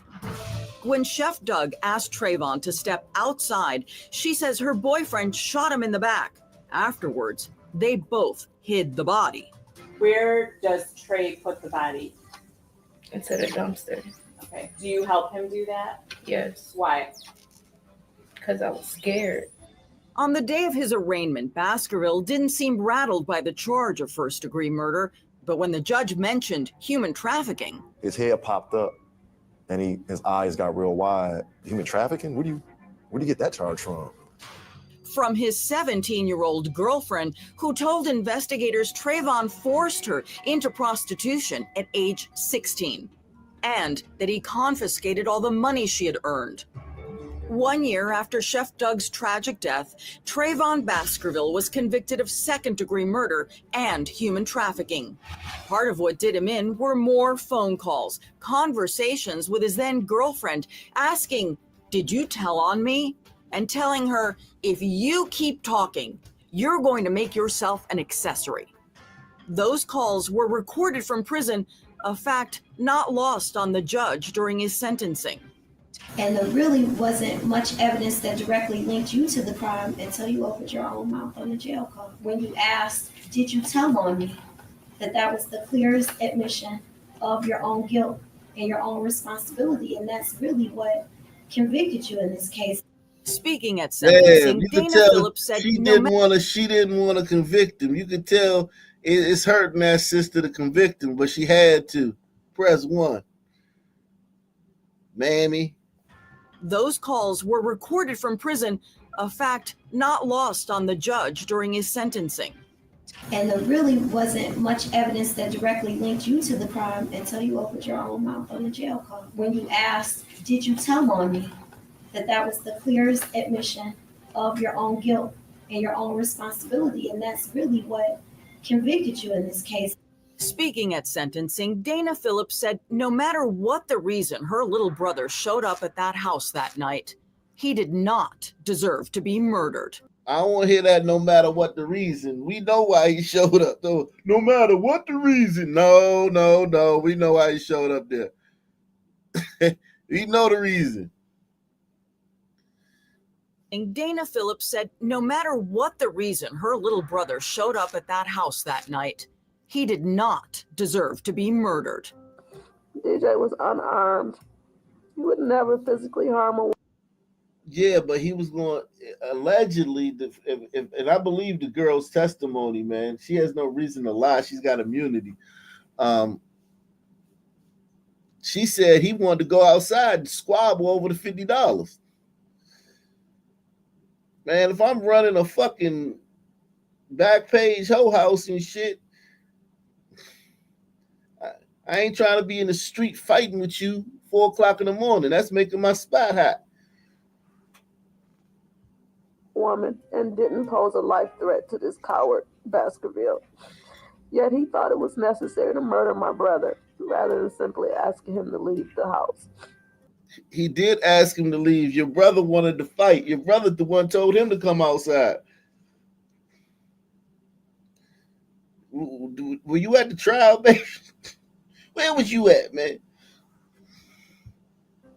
It takes a cold-blooded, heartless person to murder someone over $50.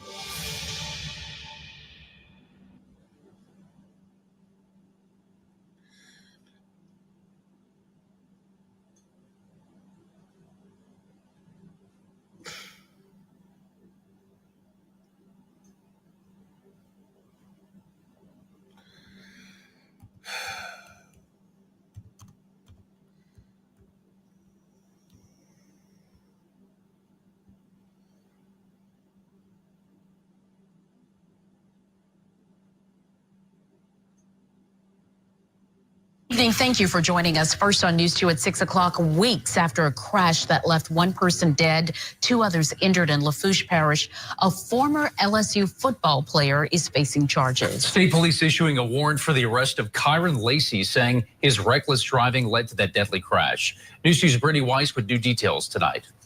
Former LSU wide receiver Kyron Lacey is accused of negligent homicide and hit and run for his involvement in the death of a 78-year-old man. Louisiana State Police are heading up the investigation and say Lacey was driving recklessly along LA 20 near Perez Lane in Thibodaux on December 17th around lunchtime. State police say Lacey passed multiple vehicles at a high speed, at one point crossing the center line and entering the northbound lane while in a no passing zone. Drivers in the northbound lane tried to swerve out of the way, causing a head-on collision that took the life of Herman Hall of Thibodaux. Investigators say Lacey went around the crash scene and drove off without stopping or reporting his involvement. 2 days after the accident, Lacey posted on social media a thank you to LSU and announced he'd be declaring for the 2025 NFL Draft. That nigga caused a deadly crash, left the scene and was like, all right, hey, thank you, everybody. I'm going to the NFL. That's crazy. That is bananas, man. Nasty work. Hall's daughter, Heather Hall Dickerson, spoke with WBRZ and says her dad, a Marine, would have wanted justice. Just days after the crash, Dickerson said she asked state police for a crash report, but one still hadn't been finalized. She says she was told the suspect was a high-profile person and they'd be taking their time with the case. That report, we're told, is still not complete. I asked state police why it took 3 weeks to file the warrant. They say they had to speak with witnesses and look for all possible evidence available to confirm Lacey was driving, and it took time. Brittany Weiss, WBRZ, News 2. 2 others were injured in that crash, including Hall's wife. A representative for Lacey released a statement about 2 hours ago saying, Kyron is fully cooperating with the authorities. We strongly believe that the facts will ultimately demonstrate the truth, but we respect the need.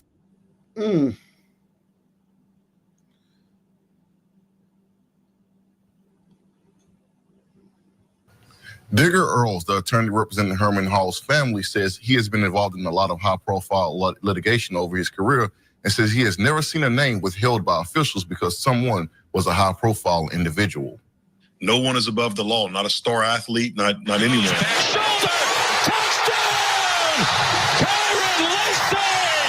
Former LSU wide receiver Kyron Lacey is being accused of negligent homicide and hit and run for his involvement in the death of 78-year-old Herman Hall. Was a great man with a loving family. He leaves behind a wife who unfortunately has debilitating injuries from this accident as well. She was in the car with him. He leaves behind children and grandchildren.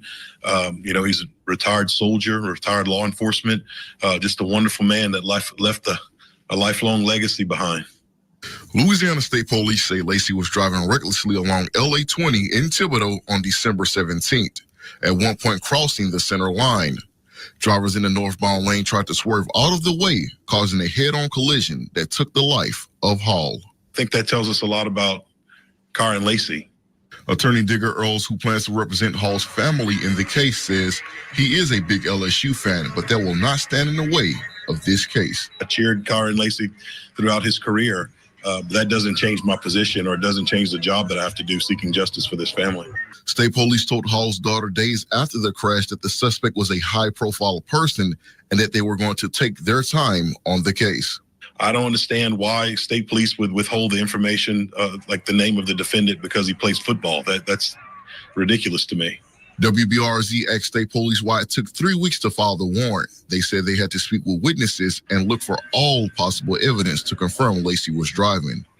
Earl says Herman was a veteran Marine who would want justice. My job is to seek justice for his family and for Mr. Herman. Mr. Herman lived his life fighting for justice. He would want someone to fight for him. Lacey's agent, Rocky Arsenault, issued a statement saying Lacey is fully cooperating with authorities and that the facts will ultimately demonstrate the truth. You can read the full statement on our website at WBRZ.com. What do you think, Fisherman? I think based on that agent's statement, he knows what time it is. Yeah, this is crazy, man. Let me see if I can. I'm sure Nick Saban will have this powerful statement about how we failed this young son, talented son, man, and blah, blah, blah.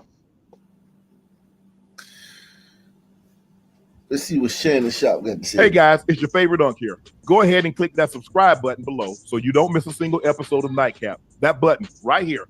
Come for the sports, stay for the stories. Ocho, we got some bad news. Former LSU wide receiver Kyron Lacy is wanted for negligent homicide and a felony hit and run in a connection with a December 17th crash that killed one person and injured two others in Louisiana, according to state police. Lacy was allegedly illegally passing other vehicles at a high rate of speed by crossing the center lane and entered an oncoming lane in a no passing zone. A truck swerved to avoid colliding with Lacy. The vehicle and vehicles behind it collided head on with another vehicle going in the opposite direction. Following the crash, Lacy drove around the crash scene, fled south on Louisiana Highway 20 without stopping to render aid, call emergency services, or report the involvement in the crash, according to police documents. Hey, man. Ocho. You can't. Ocho, I know he know what happened to Ruggs. I know he know. He had to see that, Ocho. But I get it. Ocho, when you young, you never think anything like this. So I can't beat him up too bad because I've driven at a high rate of speed. Now, I wasn't, trying to pass on, but I'm just going, it's just, Ocho, you know how it is. Like, I'm on 95 and I'm coming from Daytona. I'm going back to Savannah. So it's just two lanes. And there's a median, there's a fence. So 2 lanes, me and the traffic going this way. But you know what I'm saying? There is no possibility of another car coming this way. I was wrong. Now, I don't want people to think that I'm trying to condone because I was traveling at 108 miles an hour. Dead wrong. Dead wrong. Got 2 tickets. Guy said I clocked you at 108 and the other guy clocked you at 92. So we got to write you 2 tickets. Does anybody here, hey, they put me in the car, Ojo. They like, anybody here got driver's license that can drive the car?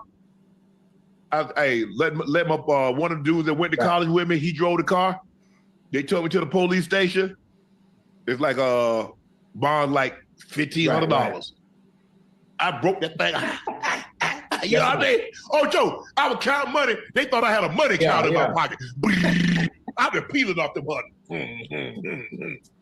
He's like, if you don't mind, what do you do? Hey, I can't tell y'all. Then y'all gonna keep me here longer. Y'all might bring the dog to sniff the car. I can't tell you what I do, but just know I'm gonna get up out of here. But guys, you guys just be careful. What are we talking about? And Ocho, when you the kid who killed the 78-year-old. Yeah, I know, but he just like went off in this weird sort of super animated story of nothing. I was in the club, then I was in the station. Wow. Oh man.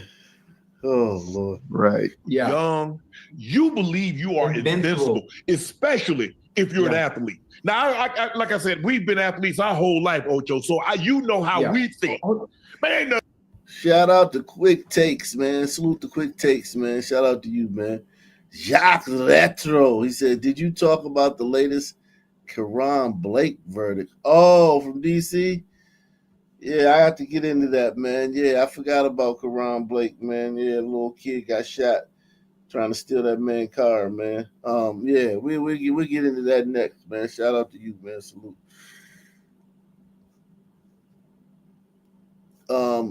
Eric S., man. Op Nation Hall of Fame says the Dodge Charger with a low IQ was a bad comment. Well, it's almost a prerequisite, man. Everybody who drives a Dodge Charger has a low IQ, man. I ain't never seen nobody that wasn't from that group in the Dodge Charger, man. That's gonna happen to me. Hold on. You gotta add the other element to it. Now, not only do you think you're invincible when you're an athlete, when you're a good athlete at that, you're in college, you're on top of the world. But this is the other element that makes it even that much more dangerous. Money. Now they got money. Oh yeah. Now they got money. So once you add the money to it, now you really feel you're invincible and you're not thinking right. You're not in your right state of mind. So some of the things that you do when you are young, driving fast, drinking, clubbing, having a good time, feeling that you are invincible in certain situations when normally in your right state of mind, when you're older and you're a little bit more experienced, you're not thinking about that stuff, But now you get to sit back, that your career, and that's what it gets. Your career might be over, huh? No, I think it all depends. Maybe it's a first time offense. He's young. I was just reading his report. I don't know if we're going to talk about it, that Henry Ruggs is eligible for parole in August of 26. He'll be 26 years of age. In a situation like this, Ocho, where they get you is that you fail to render aid. You fail to call because you have the definition of a crime is an act or a failure to act where there's a responsibility to act. You in this situation, you got a responsibility now. And he neglected his responsibility. Hey, call. Hey, man, even if you don't, Ocho, if you just call, now what you should have done is stop, try to call 911. Hey, what's your emergency? There's a serious car accident that happened, blah, blah, blah. I ain't telling you nothing. I'm gonna get me an attorney. I'm gonna call my attorney. As soon as I get the phone with you, I'm calling an attorney. Hey, man, there's this bad accident and I was involved. So I'm probably gonna keep my mouth shut, but I'm just letting you know. That's just thinking like that, just thinking. But in a situation like that, Ocho, guys, we got to just be smart. And I get it. I was young. I ain't finna sit here. I ain't finna beat the man up too much because I've done some things that I look back at it like, boy, woo, boy, Mary Porter. No, she was a God-fearing woman and she laid some prayers down because ain't no way. Some situations that I was in, a lot of stuff. I told y'all some of the situations. There's some situations in that, hey, Shannon go, hey, my casket go, hey, Ocho, they might have to have my casket on a forklift because all these stories that I'm gonna take with me gonna make it real heavy. My casket real heavy. Hey, some things you know what, Shannon? Just go on and take that with you. What the fuck is he talking we just about? gotta be careful. Come on. There's been no acknowledgement of the 78-year-old Marine. No, not a single word. He's just rambling about himself and like alluding to different ways to undermine the severity of this. Dude's a dumbass and a piece of shit, but he's always been like that. Shannon is the personification like of a living slave to me. Wow. Like when you think of like a slave, you just need to think of Shannon. Just the way he talks, his countenance, everything. I guess you must have never seen him run those routes. Nah, he's Hold it down for a flaming to second. me as well. Also, how people keep pretending he isn't gay as well is crazy.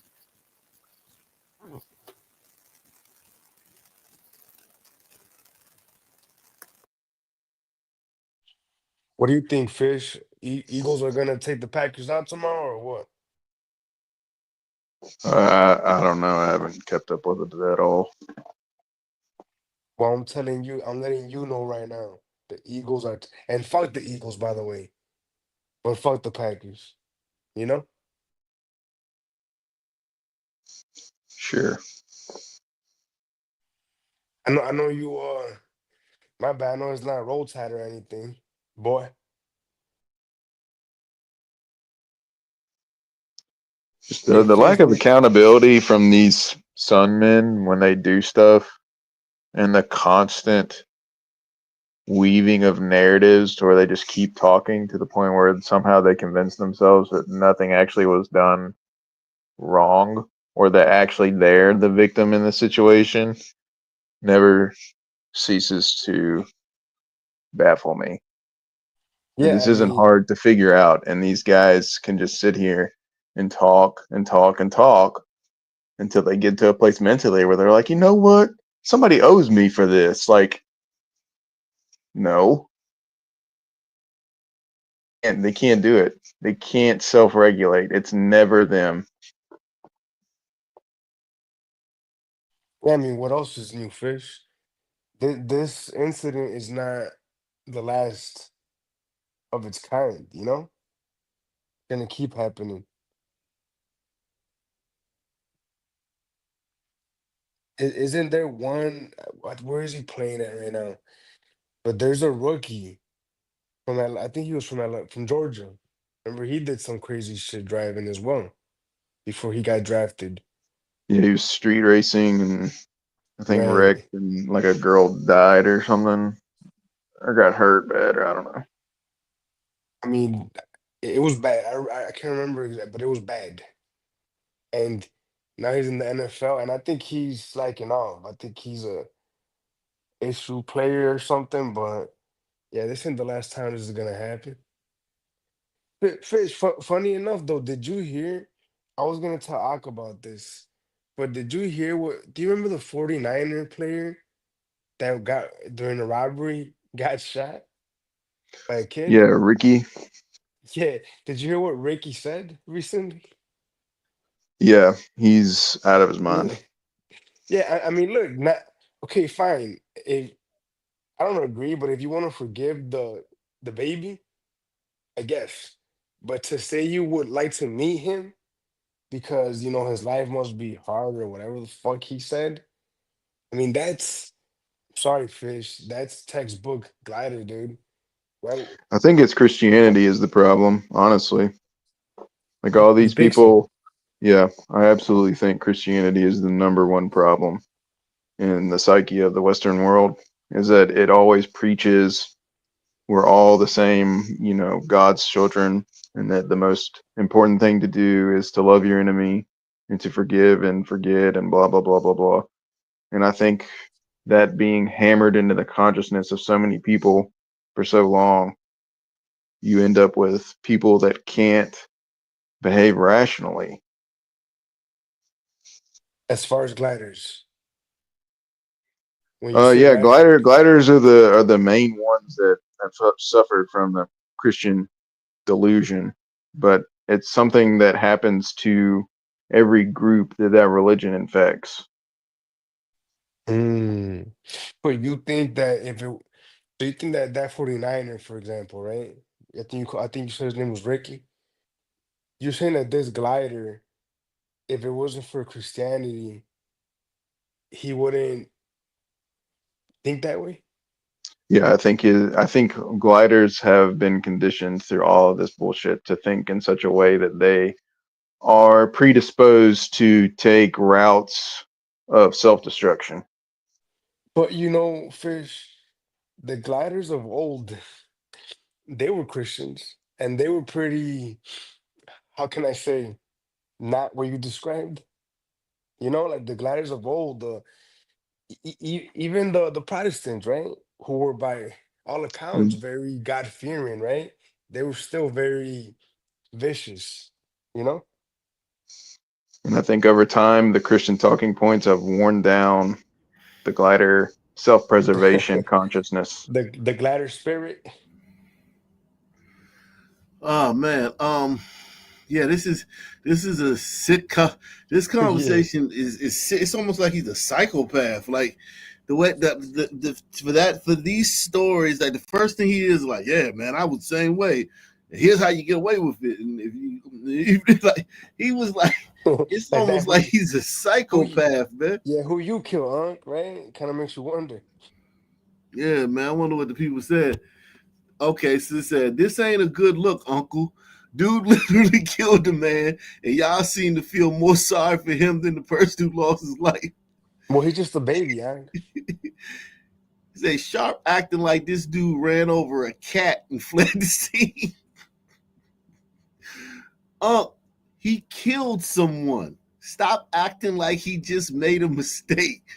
Their take is horrendous. It wasn't human error, it was criminal behavior.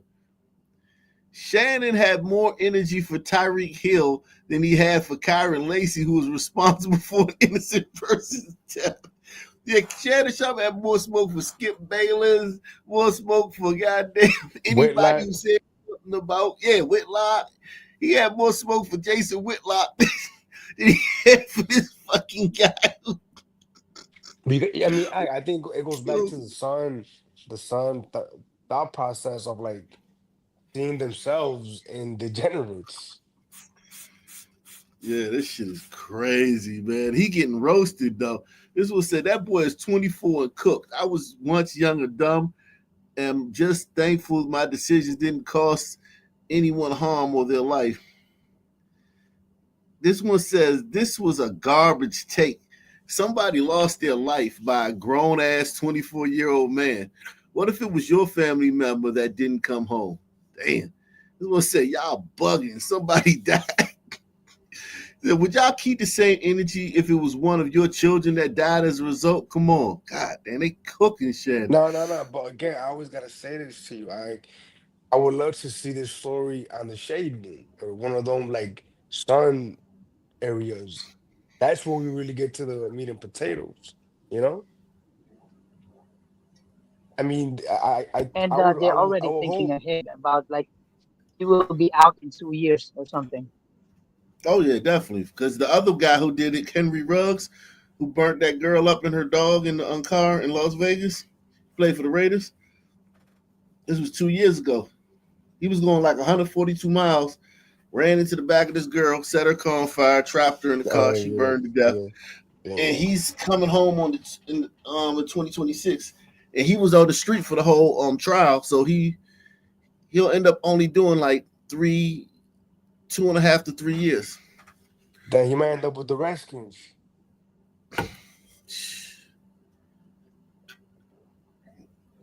Man, somebody gonna give him a shot. He run a 4.3 or something, 4.2, 4.3, some shit like that.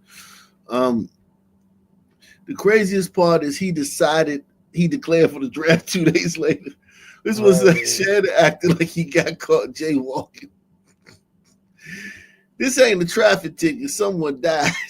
He said these guys are smiling here like someone didn't lose their life. Every driver knows when not to overtake.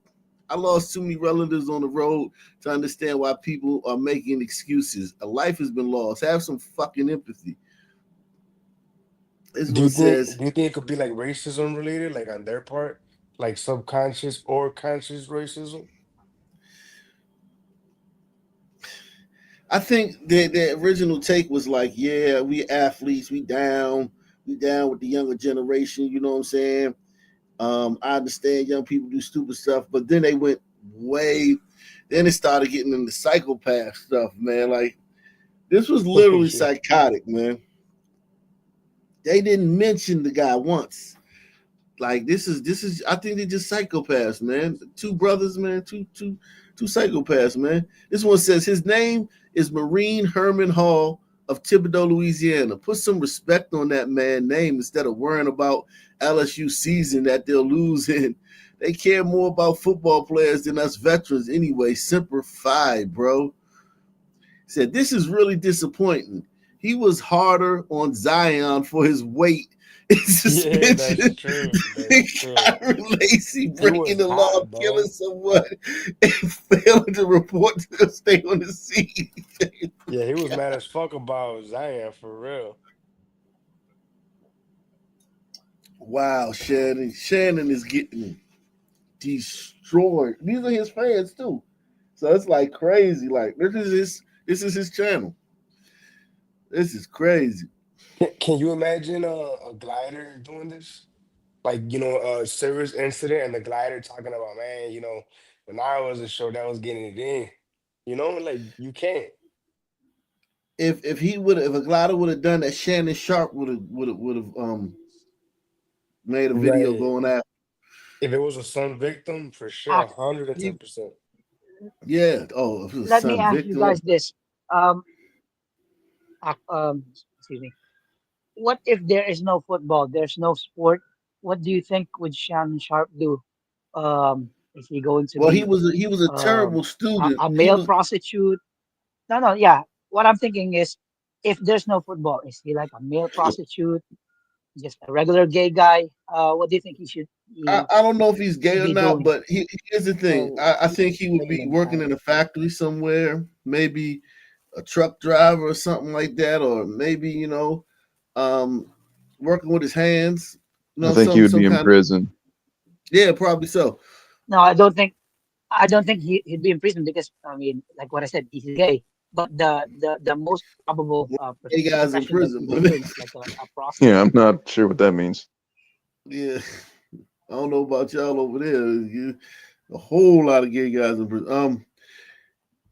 This one's he said we got to stop labeling these people as young as kids, bro. You making big boy money in real life decisions. If you don't grow up and realize you can mess up your whole life over a terrible decision.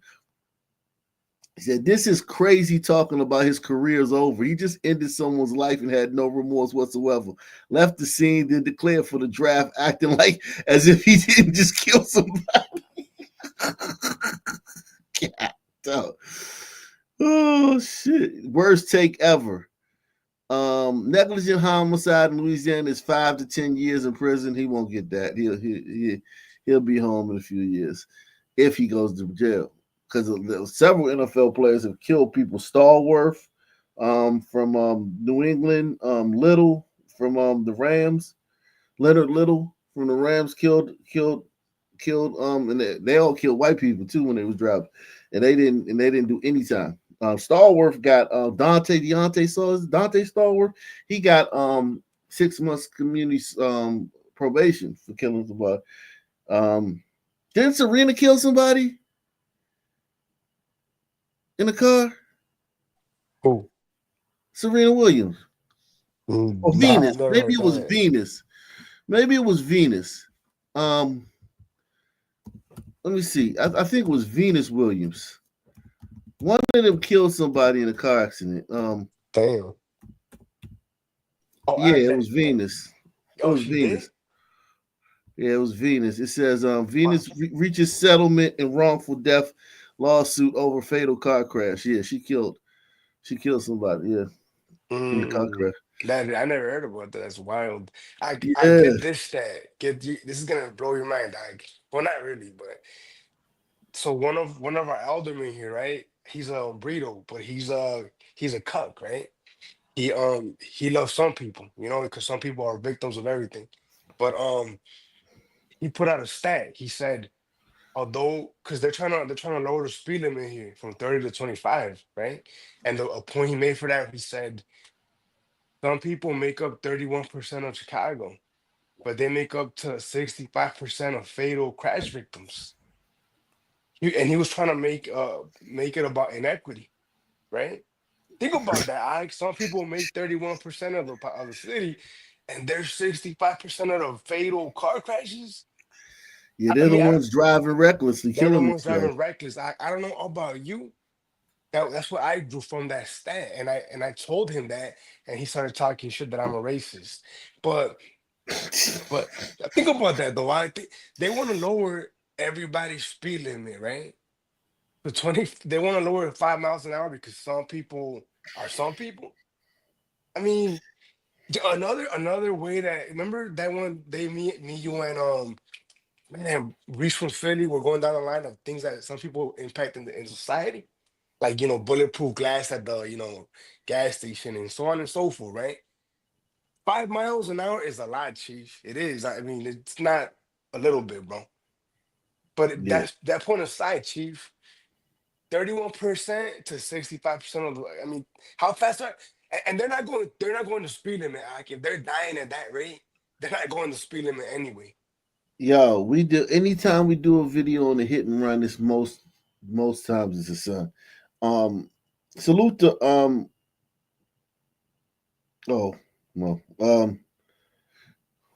salute to Latina for Trump. She said, let's not forget about Ray Lewis, 2 bodies. Yeah, Ray had to, that was a son situation. He might have had to do that shit. Sometimes.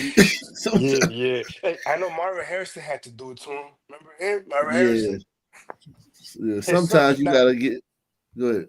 Yeah, now his son in the league. Hopefully he don't have to smoke nobody, Right. Sometimes you gotta, sometimes you around sons, you gotta make it, you gotta get it cracking, man. You gotta crack the whip. They destroying son on this one. Man, he got clobbered. This one said, "This is unbelievable. You should be outraged. When are these young guys going to learn year after year speeding in street races? Unbelievable. Leaving the scene with a coward." So now when Shannon talk about this on First Take, he definitely going to take a different tone because they haven't discussed this on First Take yet because it's the weekend. But Monday they probably going to be on First Take talking about this. He's like, I want to stay or my condolences. You think so? I just want to apologize to empty statements I made on my website with Ocho. Nah, he ain't gonna say that. Nah. Hell no, he ain't gonna say that. He gonna say, He I ain't gonna apologize. just wanna apologize. I just wanna give my condolences to the family of the Marines, man. Our servicemen are great. You know, they make it so that we can do so many great things in this country. Then he gonna go off on them. He probably gonna black because he know that he sound like a psychopath in that fucking video, or sociopath maybe. Maybe is it sociopath? But Yeah, sociopaths, I think more accurate. yeah, he sounded like a sociopath. So it's like, and he got destroyed. Every single person in his chat said you got it wrong. He definitely gonna go on First Take on Monday and destroy that kid and talk about the fucking Marines like he fucking goddamn really care about the fucking Marines. Yeah, like he wants to sleep with them. Jesus. Salute to Hot Black, man. Hot Black say salute. Remember the name 3 good things some men bring to your city game. Haven't played that one. Hey man, y'all might as well go ahead and play that, man. Let me go ahead and I gotta give my wife some cookies, man. Go ahead. Let's play the 3 good things some men bring to your city game. Yeah. Well, look, like I was saying earlier, DJ Moore runs a hell of a route, man. That's one of the good things Son Brothers bring, right? He run a hell of a fucking wide receiver route. The slot. Think of the insanity though, to piggyback off what you were talking about with the stupid Umbrito and the crash statistics. There's never going to be any scenario where all the statistics line up to match perfectly with the different racial percentages in the country. That's impossibly stupid. Like every job site you walk on, it's going to be, 5 or 6% Sunmen. It's going to be 35% Gliderman or whatever it is. Like that's fucking dumb. Yeah. Well, look, Fish, but my point still stands. How incredible 31% equates to 65, bro. That is incredible, bro. Not to mention, especially when you consider, Fish, that there's a lot of Umbritos here in the city too, man. So, we drive like a man. Don't get me started on how we drive. We drive recklessly, bro. With that said, especially when we drink. Especially when we drink. With that, not me though. I drive better when I drink. No, with that said though, 65%, bro. That is fucking impressive. I mean, is it me or is that a mind fuck? So why do you think this Umbrito is so concerned with some people? You talking about Jack? Oh, who you talking about? The guy you were saying was simping for them. Well, he's just an all-out liberal. So anything that is for like under like the left, like a progressive, that's what he's for, And one of the progressive things is, the pet project known as Some People. He's down the line with them, bro, as far as like the police are, brutalizing them for no reason. C-19. I can think of something that Sons do good for my city. My city, like before, when I, like 15 years ago when I first started coming to this city, you didn't have a lot of police officers and a lot of it's like no, seriously, it's like 80,000 people in the city, and they got like 100 cops, maybe like 50 cops or something. Right, and they have but since Sons and Dominicans and all that shit came to the town, there's been more job opportunities for EMTs, man. They're hiring. Cops, man. Right. There's gonna be any trauma hospital opening up soon.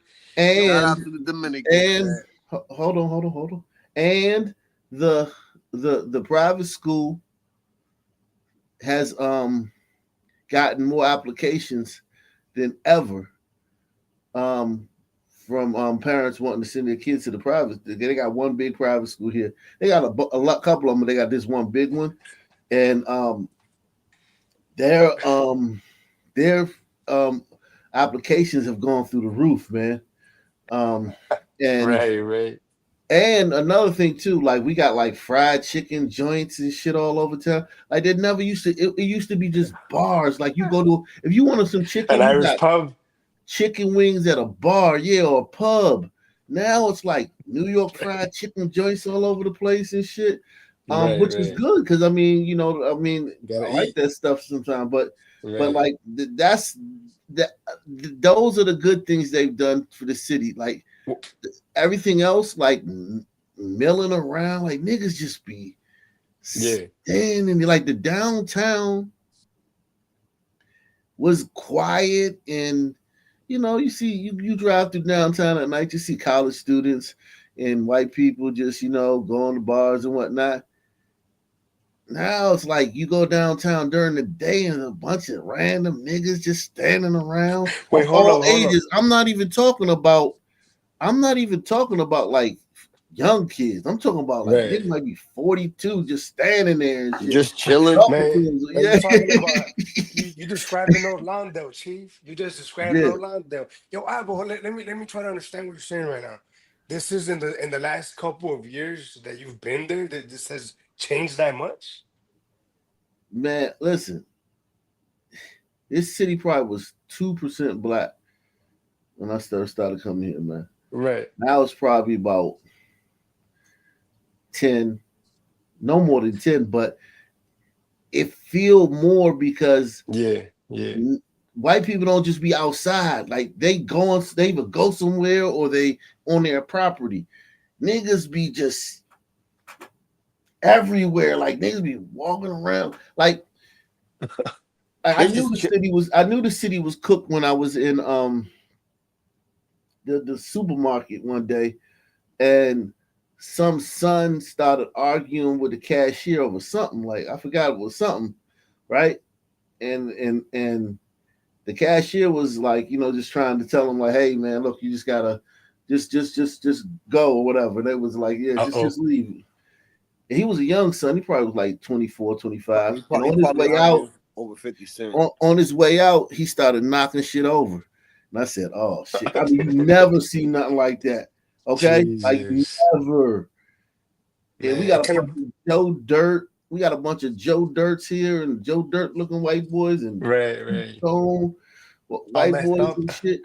Yeah, and they just these ain't rich white people. These motherfuckers is you probably can't go 5 minutes without seeing a Ford F-150 or a Tundra in this motherfucker pickup truck. You know what I'm saying? It's kind of they all look like Joe Dirt.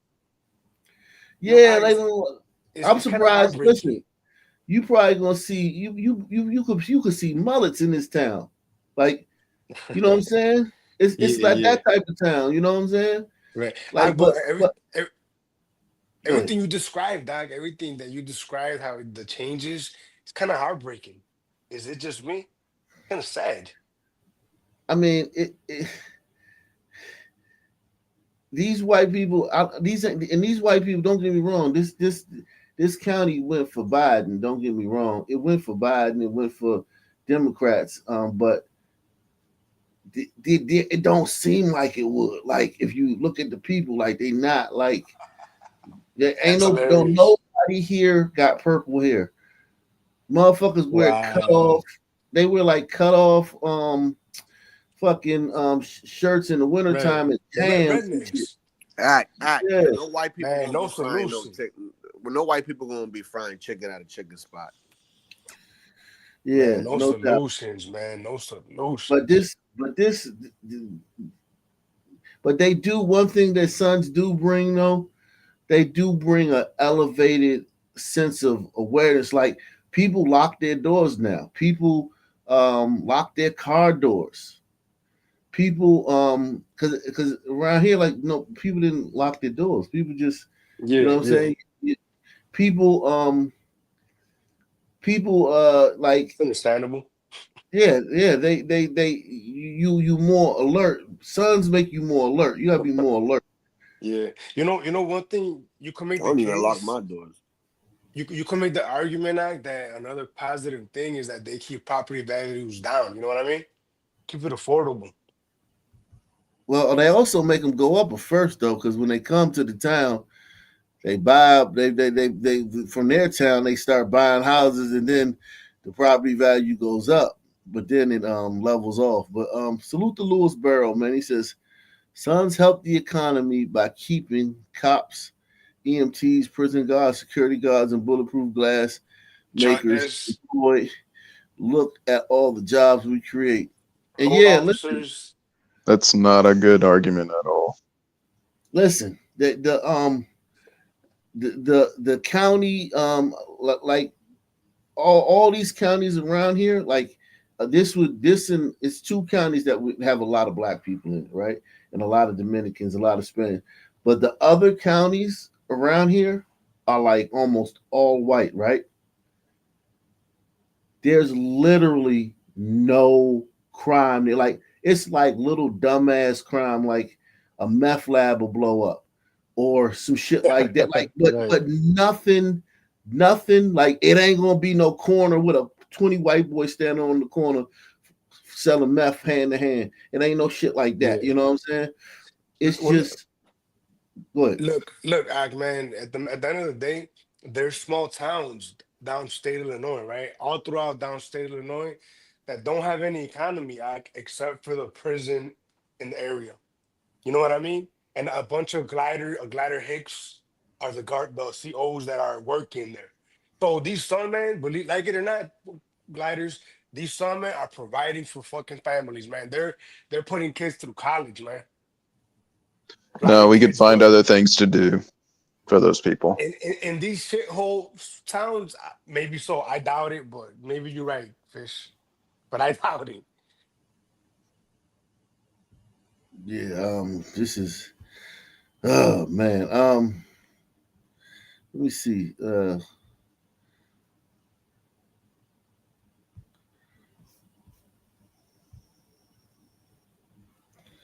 me see. That's from a video earlier I did.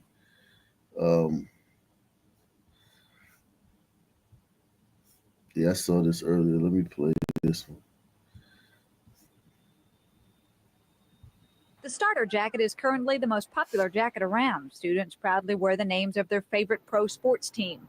But wearing this jacket can mean trouble. These kids having problems walking to and from school without somebody riding up, putting a gun to the head, taking their jacket. So far, no one has been hurt, but police fear the robberies could become more violent. If one of these kids refuse to give up their jacket, they're subject to get killed. A starter jacket theft led to the death of 34-year-old Michael Levy last September. He was trying to stop 4 teens who police say had shoplifted the jackets from an athletic store when he was shot. Since early December, East Fort Worth detectives have investigated at least 20 jacket robberies, mostly around high schools. The youngest victim was 11. 18-year-old Tommy Lee Fannin is charged in 3 of the robberies. A 16-year-old Eastern Hills High School student is also a suspect, and this 18-year-old Dunbar High School student faces charges as well. The arrest of the 3 suspects, unfortunately, won't put an end to the jacket robberies. Police expect to put several other people behind bars before they're through. They also believe the investigation will take them into the world of gangs and black market trade. Many of the suspects we've identified as being involved in local gangs. And so what they're doing is they're actually gaining profit by selling these on a black market trade. Police believe there are more robberies than they're hearing about, but they say students are afraid to talk for fear of gang retaliation. Police and school officials hope increased security will stop the jacket robberies before someone gets killed. Over a cheap jacket. Muted. I had that same jacket. I had the Bengals, Cincinnati Bengals. I was the only one like at least in my part of DC that had the Bengals. Everybody else had Raiders and different teams. I had the Cincinnati Bengals. My joint stood out. I never got robbed for it, but I was concerned about it. And a lot of kids did get robbed. It just was like, yo. Was that in the 80s? Was that in the 80s? This is like 90, 91. This I can tell from the way people look. It's not the 80s, it's the 90s, early 90s. But that just goes to show you, like, nothing's changed. You know what I'm saying? Like, that's what they was dealing with back then. Sons was dealing with People getting killed over a jacket, and it was just normal. It's just a normal story on the news. Kid Over here, they do. Over here, where I'm from, they do the same thing with hats. You can't wear a pirate hat in a certain area. Oh, you can't wear it, but they not robbing people for fitted, are they? Nah, they Mm, just like gang if you related. wear a certain hat in a certain area, Okay. they gonna think that you part of a gang or something. Okay, yeah, I could deal with that. You know, that starter jacket, I became like if you saw somebody wearing it, they're on methadone.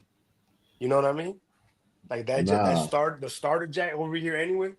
If you saw like a glider or some man with or a burrito with the starter Hornets jacket or whatever it was, he's on methadone. that's crazy. I don't know why that would be. Because there's a bunch of drug addicts that are wearing. I don't know why they're wearing the starter jackets. Wow. To look at a black person in 2024 and say that we're being racist for not trusting white people or being hesitant around white people, let's do some logic for a second. If Ruby Bridges, the first black girl to integrate into schools, has an Instagram page and is still alive today, those people that were calling her a monkey and bringing nooses to a little child going to school, where do you think they are now? Where do you think their siblings are now? Where do you think their children are now? Do you think that all of these racist people just poof disappeared off the earth? Martin Luther King was killed 1 year before my mom was born. My grandma can still remember lynchings. The MOVE movement was bombed by the American government in Philadelphia in 1985. My mom was 16. Where do you think all of these racist ass people came from? Our previous presidential candidates were born before segregation. 20 years before him. Are y'all stupid? What I find funny about what he was saying is that if you talk to a lot of people, right, that are past the age of 50 and 60, they will tell you that it really wasn't that bad. Like, I just feel like this generation is just caught up on race, man. What do you mean? Like, it was like you were saying earlier to Homeboy about Christianity, how black people back then had better lives and stuff, and that they were together with the family, and they all had jobs, businesses, and a whole bunch of shit was going for them, So Who said that? So somebody said that earlier. you were talking to the other guy about Christianity or whatever, and you were But saying but how no, but nobody here said that some people were doing better before. I know that's a fun talking point. That man back in the day before the white man took the man out the home. I mean, I didn't hear anybody mention that talking point. I mean, unless you're mentioning it now that you think that Christianity kept the Sun family together. Some people are still pretty Christian, dude. I mean, you go to a Baptist church and you see a bunch of Heck, sisters dancing their go in socks the off. fucking prisons. They all got crosses tattooed all over them. There are Muslims in prison, They're all Yeah, pretty because they're religious. Catholics and not Christian. That's why they have crosses No, tattooed they're on their not. You back. know damn well they ain't no Catholics. Nah, they're not Catholic. They Hey, are. hold on, Akane. They're not Catholics, bro. Though some people are Christians, dude. They are They're not. Catholics. Miguel is No, no, no, Catholic. no, no, Fish no. is Catholic. Stop, That's the stop, fact. That's the Akane. truth. That's the reality of Stop it. That's it. why you're projecting it to be Iconic, Christianity. Yeah. iconic. They're not Catholic, dude. They're Christians. What the fuck are you talking You're a about, bro? you're a Mexican. You're a Catholic. The Mexicans are Catholics. The Mexicans in prison, they're Catholics for sure. The some people, they're Christians, dude. And then they become No. Muslim in there. Oh my. Okay. Anyway.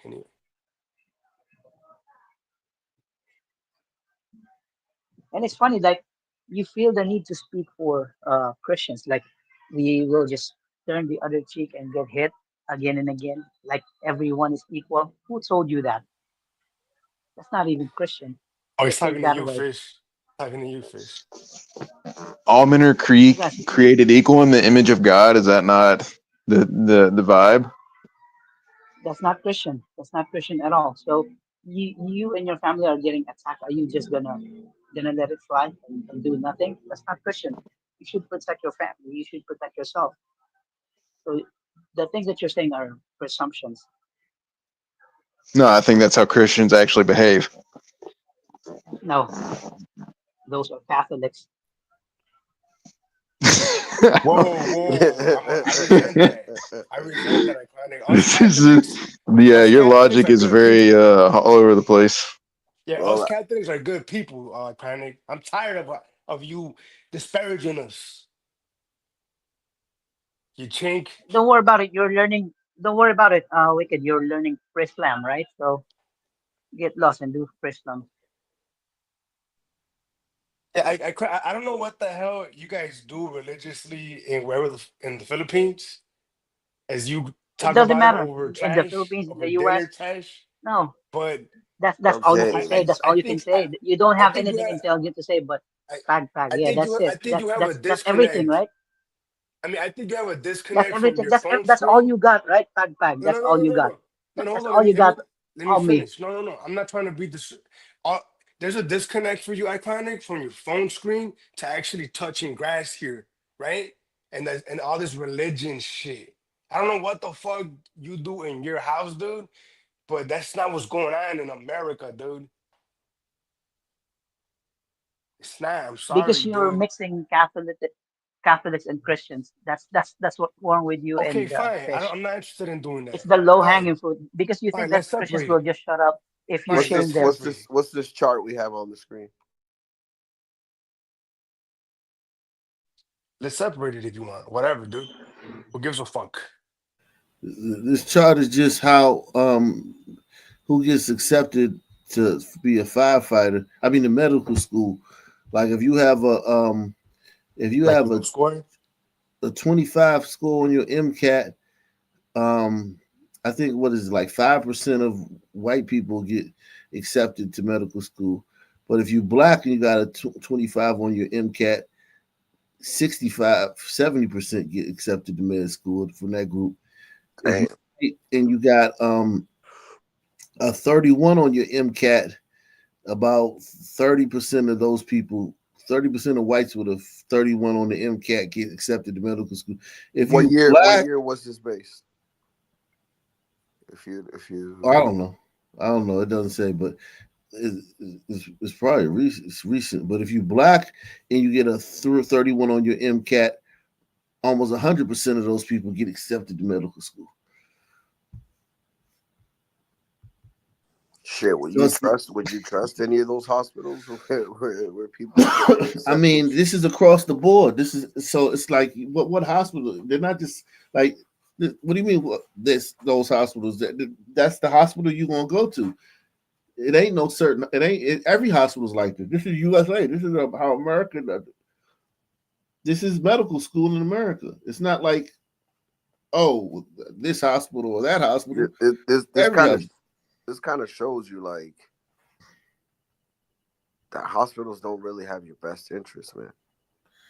Well, I mean, look, this is what they've been for. Like this, like, look, at the end of the day, sometimes this is what you got to do. Like, look at the fire department. Like, you think they want to hire a bunch of lesbians and shit that can't fucking pass the fucking physical test? No, but they have to. Like, everybody does what they have to do. You know, at the end of the day, man. Like for instance, like, you think I would want to show a lot of videos? There's a lot of videos I would want to show, but I can only show them on Rumble. There's a lot of things I want to say, but I can only say them on Rumble because this is the way it is.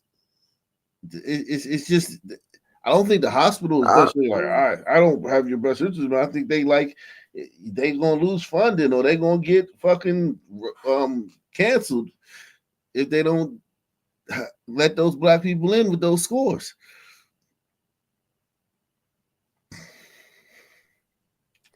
Yeah, I mean, based off what you're saying, this is why LA is burned to a crisp. I mean, look, it has a lot to do with it, but at the end of the day, it's the decision. Okay, so they voted for a black mayor. I mean, she's totally unimpressive. Like there's nothing impressive about her. She makes Kamala look like goddamn fucking Harriet Tubman or some shit, right? This woman she's not an impressive speaker, she's not an impressive thinker, she doesn't have an impressive resume, she's wholly unfit, she makes terrible decisions, but they voted for her because she was a black woman. And now she's the one making the decisions. So the decisions are being made by an unqualified person. So it's not like a conspiracy. It's just, it would be like this, right? Like if you got somebody like that's special needs, right? Retarded, like as we used to call it, right? And let's just say you get drunk and shit. You go with the fucking retarded guy. Like you take him to play to like feed the fucking pigeons at the park, right? And you sitting there, you crack open a couple beers, you get drunk, and you're like, oh shit, I'm too drunk to drive. Hey, retarded guy, you drive the car. Now you're in the car, and the retarded guy's driving the car. If he crashes, is it a conspiracy, or is it just that you had a retarded guy driving the car? You know what I'm saying? It's not deep like that. Retarded guy's driving the car. Well, fishermen probably blame it on Jews, but it's Blame like, what on Jews? The people. What are we blaming on? The people basically. The people basically gave the retard the keys. Yeah, and now they're making retarded decisions that aren't like a conspiracy. What are we blaming on Jews? It was just an example I gave. Never mind. It don't matter, but it's like, but yeah, like so now those people, like that's their life. So yeah, the fire is going to happen out there, but it's the response fire to the thing? fire. Yeah. Well, the there is a response Jewish angle to that. I kind of figured that out today. Uh-oh. You know, a lot of the water supply there was the control of the water supply in that area was congregated to this one Jewish guy. He bought up the water that was built with the taxpayers' money, and then funneled a lot of that water to his farms.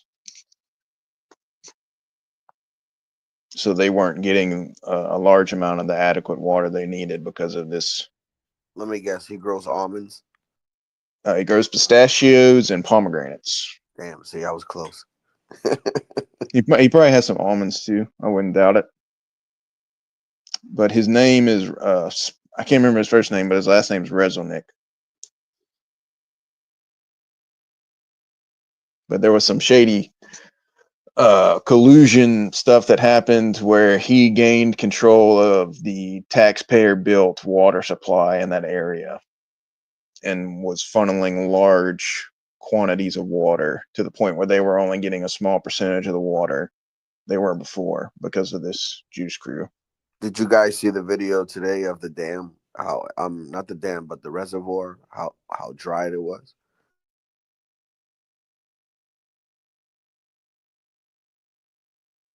No. Yeah, that shit was crazy. It was dry, man. Like no water at all. And these people were saying that they had water, that they still got water, but it's all a lie. Fucking nuts. What do you think about that, Fish? That back in the day, some people were more stable because of Christianity. Some people were. Say that again. The idea that some people were more stable, as like more family oriented, more No, successful. what I meant to say was like before Lyndon B. Johnson came through and signed that shit. Right. Yeah, that's what I meant to say. They were more oriented. They were more, they had businesses. They didn't depend so much on the white folks. Do you They believe were that? more controlled by gliders. Do you truly believe, or do you believe? How do you think the crime rates were, like the murder rates, the crime rates? You think they were? I mean, the murder rate between, like, let's be honest, the murder rate between whites and whites is always going to be high. The same thing with Hispanics, the same thing, so forth, so on. But I don't think it was as high. No, I don't. Is it?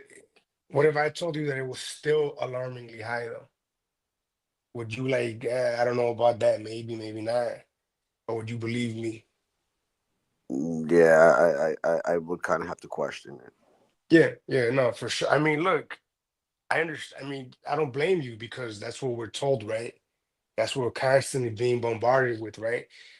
But what I've come to find out just being around Ak and seeing what we've seen here in our journey of discovery is that they're kind of lying to us about that, right? Because we come across a lot of instances where even like in the 50s, right? In the 50s and 60s, there was a lot of Sun games already. And there was even a video we saw, right? Of a young Sun man who was rapping. Think about that.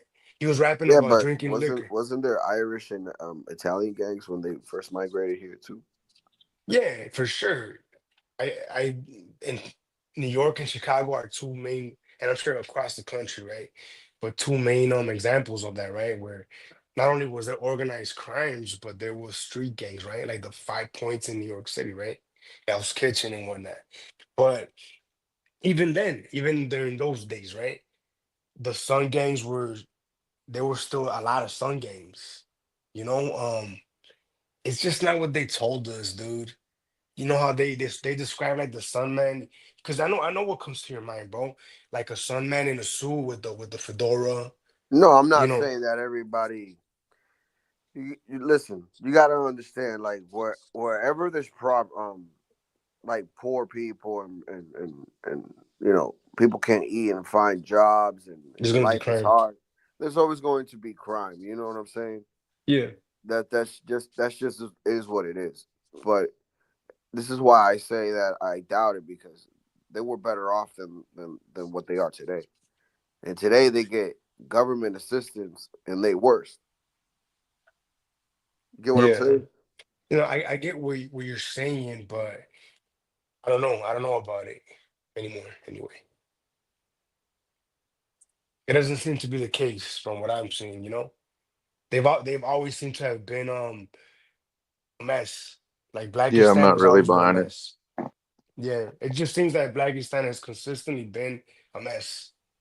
I gotta go down that rabbit hole, boy. But Yeah. I get what you're saying, because I'm also going down another rabbit hole about the 6 million, and I'm starting to deny that too. Oh, about the small mustache guy. Yeah, dude. Yeah, yeah. No, look, I'm with you too, and we know Fisherman is with you all the way on that one. Do you know who is talking right now? Who is the other guy? He's Not a Wicked. Latino for Trump. He's Latino for Okay. Trump. Do you know who David Cole is? No. You should go to BitChute and type in David Cole and just watch some of his stuff. David Cole. Yeah. Like COLE. Correct. All right, cool.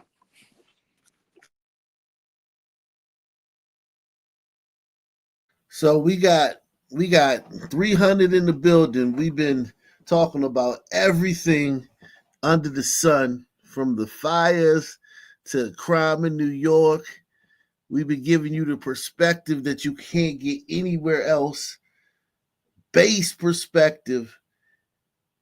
And we lucky if we get a $2 or $5 super chat from anybody. I watch these other channels, they get 50s, 100s, and they talking about fucking stupid shit. Why can't I get no pussy? This conspiracy, that conspiracy.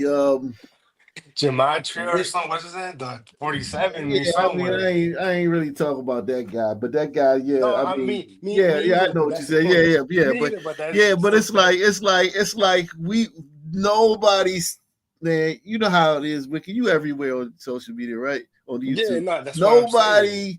It ain't nowhere else. Nah, man. and it's, I be watching their shows. 100, 50, 50, 20, 20, 20. I come here, it's like $2. You lucky if you get $2, man. $5. It's but you know what it shows me? That it's like it's a thankless job. It's a thing. At times it can be. Let me see what it is. At times. No, I feel At you. times. I feel you. At times it's a thankless job. Like, because when you watch those shows, you want somebody to say what we saying. You know what I mean? I know exactly what you mean. Like the guy, don't no offense to the brother that was just talking Latinos for Trump, but when I go on other channels, the whole panel it'd be like 10 of him on the panel. Press 1. It'd be 10 of Latino for Trump on the panel. And Yeah. he one of whatever, but And they're cool, and they're cool, but he's cool as one, but it'd be on the other channel, it'd be 10 of him. You know what I'm saying? It's better with him just being one because you can understand him better. But when it's 10 of them, it's just like fucking chaos. Press 1. But yeah. But you know what I thought? You know what I thought about too? On that same, and I had this random thought about it recently, right? Where like I feel like people, if and when you hang your hat, Chief, you know, people are gonna miss you, and they're gonna realize that, you know, they take you for granted, I think, and not for nothing. It is what it is, you know. Yeah. Because I think we deserve more support on this channel, because you don't hear this anywhere. Nowhere, man. Look. So hold on. Peon says, what other shows? Pick one. Right. Peon. You put one in the chat. Right. You say one. Pick one. Which one? Say it. She trying to, because I don't fuck with PN. PN's my dog, but yeah. Which 100%. One? Which one? You tell me to say which one. You tell me which one. Right. I mean, even me, right? When I talk to you, right, I say things like where I feel like you're objective. You, like me and you, other people will push back on me and say, well, what about the cartels? What about Mexico? You know, and you, I feel like you understand, like, well, we're talking about right here, man, the United States of America, man. Be objective, be logical. You know, I could, believe it or not, when it comes to burritos, I'll be honest. You know what I mean? Well, here's the thing. You just said that you thought that the Sun Man, Christianity helps out the Sun Man, but you wasn't on burrito. Y'all would be still sacrificing people, ripping their hearts out if it wasn't for Christianity. So Christianity has helped y'all too, because in a way it civilized y'all. Y'all had a very brutal culture of human sacrifices is not allowed. Hold on. Yeah, human sacrifices is not allowed under Christianity and in the way that y'all did it. Like they won't allow you to do that. And think about it. If you were on burrito, that's great, man. So y'all society has been helped by Christianity, even though y'all are Catholics and shit. But just living in a Christian country has saved countless of your lives. You could make that case. I could see you could make it a case. However, I have several disagreements with it, including, man, have you seen what's going on in Mexico today, dog?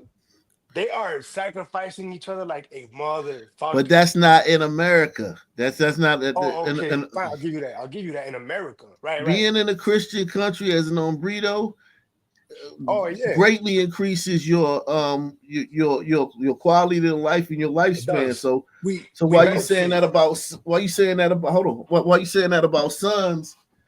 Like look at Patels when they used to have a custom when the man died that they threw his wife on a funeral pyre.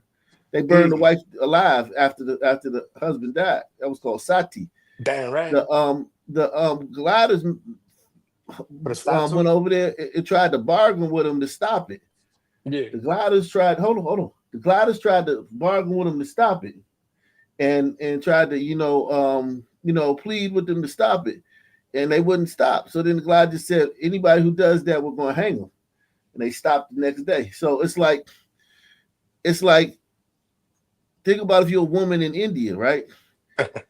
100 years ago, if your husband died, because you belong to your husband in the afterlife. They would throw you on a funeral pyre and burn you to death at his funeral. At his funeral, they would burn you to death. Now, So what's the point you're making though? what I'm saying is that like just being touched by a Christian gliders has greatly increased the lifespan and the quality of life for those women over there, even though it sucks for them now, but at least they don't have to burn to death when their husband dies. So But that has something to do with the point that I made about towards Latinos for Trump, right? As far as back in the day, some people were doing better because of Christianity or something, right? yeah, we were. What I'm saying though is like it's not just us. Yeah, it's Yeah. an overall thing because like my family comes from a Catholic background. We're Dominican, so the Bible's literally on our flag, man. But Oh, you're Catholic?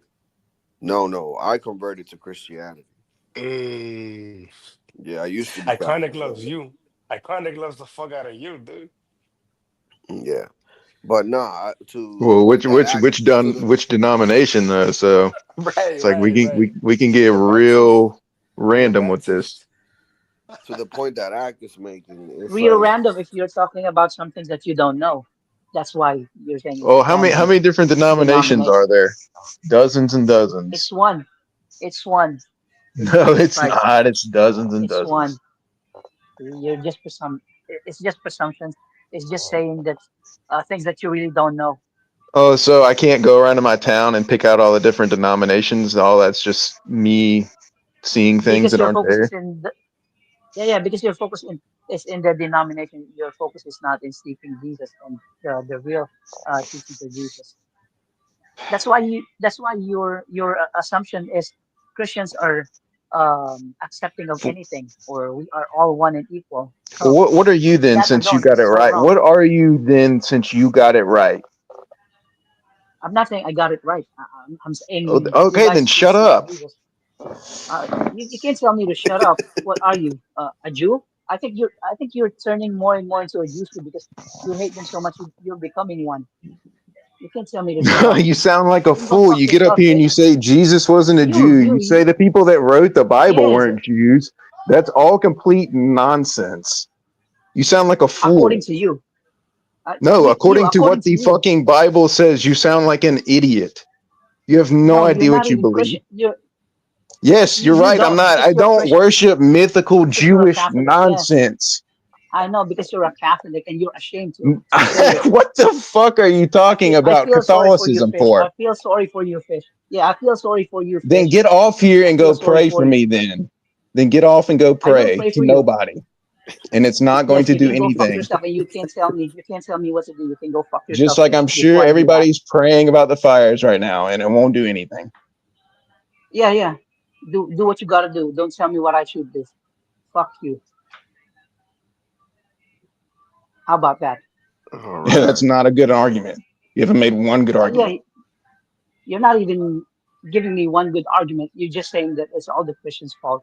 You You're not literally even got Christian. on You're a here and Catholic. you said that you said that the Bible is not from Jews. You said that Jesus was not a Jew. What are you talking about? You're saying And then I Jesus is asked a you to Jew. say He's who from are then I said then I asked you who wrote it and you can't give me an answer. Because I know what you're doing. You're trying to box me in. I'm trying to Because get I'm you not an to idiot like tell you are. yourself the truth. You can't make me do what you want me to do. I'm not your slave. Wake up. Wake the fuck up. You know you need to wake up because you sound like a fool. You need to. You are a fool because you're denying yourself. You are a Catholic. You're ashamed of it. You should convert to Christianity. You are ashamed of Where are yourself. You you know getting that, this fish. Catholic thing from? I don't. Is anybody that You are a doesn't follow Catholic. what you say a You are a Catholic? Catholic. Look in yourself in the mirror. You're turning into you. Look at your nose. It's growing. You're turning into a 100% Jew. What are you saying? She said your nose is growing. Like what is do better, man. You're lucky. English is my native is not my native tongue. You're lucky. Ooh, that's crazy because he loves you, fish. Iconic loves you, Yeah, dude. she do. She #1 fan. Well, I don't say things to make people like me. I say the truth. I say the truth. Also, that's your truth. But I'm saying the truth. Should have voted for High Black Guy, Kanye. I know you voted for Fisherman. It doesn't mean I have to agree with whatever Fisherman said. If Fisherman said we all die today, I take my own life today. I do that. But he's disrespecting your Don't God, do though. that. He's disrespecting your God, though. That you No, can't. That's off limits, bro. Not your no, God. Not your he is juice not. crew No, God. no, no. You're wrong. You're wrong, Wicked. Listen to me. Listen to me. You're Mexican. Fish is not disrespecting my God.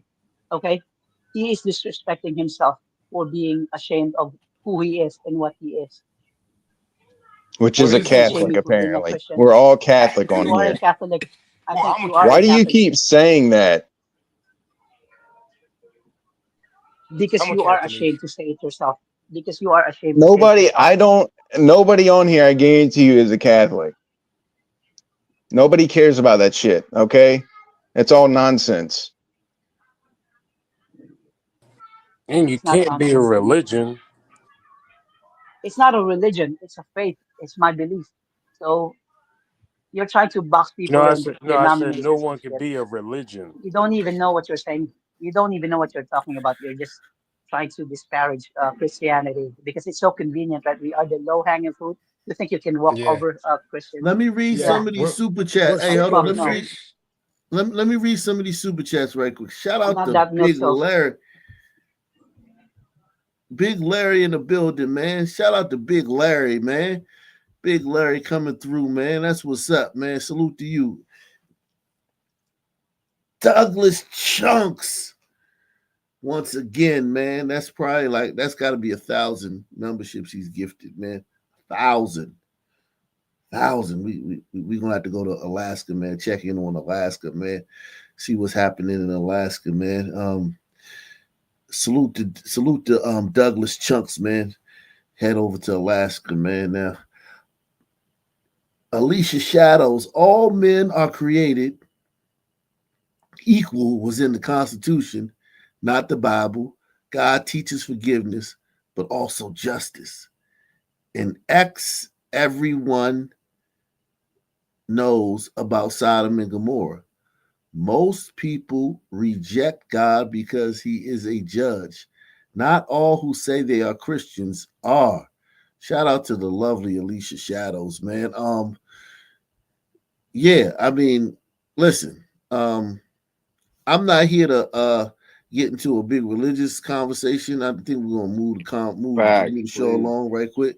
But yeah, salute to everybody. You know, sometimes it's good to talk about that stuff, man. But I think the people ready to move on to something else. Let's see what's going on in Alaska, man. Let's see. Now, here's the thing.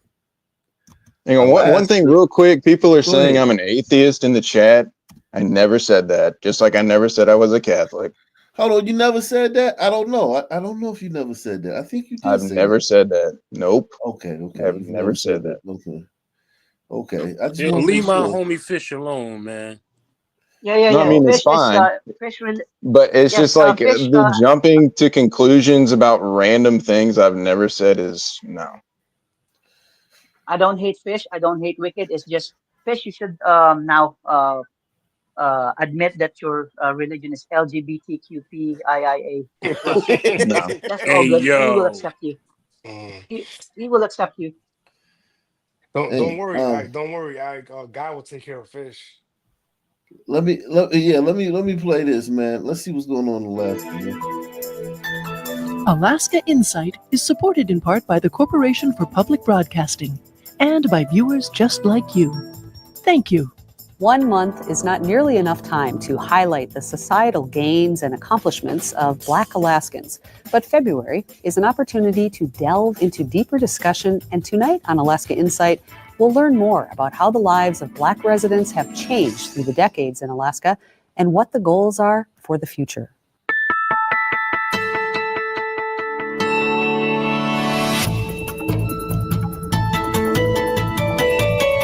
Came to Alaska in 2018 to interview 11 Black Alaskans about their lives here. As part of Black History Month this evening, we're featuring a few clips 2018. from that series. We'll hear first from the late Betty Davis, the first Black woman elected to the Alaska legislature. I don't think I have a political philosophy, but because what I stand for speaks for itself. And if I don't support something, I let it be known. I can change my mind if you come up with enough information. If we're working on an issue that's important to everybody, I try to look at all angles of it and do whatever. Try to do a good job on what I do. But I really haven't had much problems. I enjoyed my time in Juneau, even though I was down there for a long time, but I enjoyed it. And then it got to the point where I wasn't ready to do it anymore. I just come home.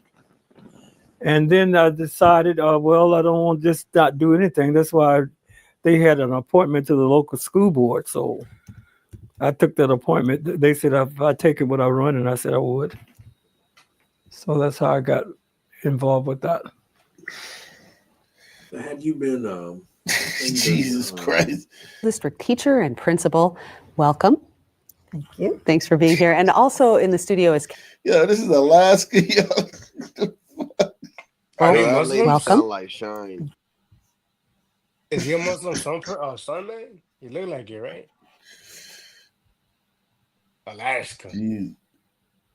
Salute to Mr. Terrible, man. Shout out to Mr. Terrible coming to I might have to go members only for this last hour, man. I might have to go members only, man. I might have to go members only for this last hour, man. I don't know, man. It's just too many people donating memberships, man. And y'all don't never renew y'all memberships, man. That's crazy, man. Whenever not all of y'all, but whenever these people donate these memberships, y'all don't renew them, man. But yeah, this ain't the one. Let me play a different one, man. Of these Negroes up here in Alaska, man. That one is just kind of old people. Let's see this one.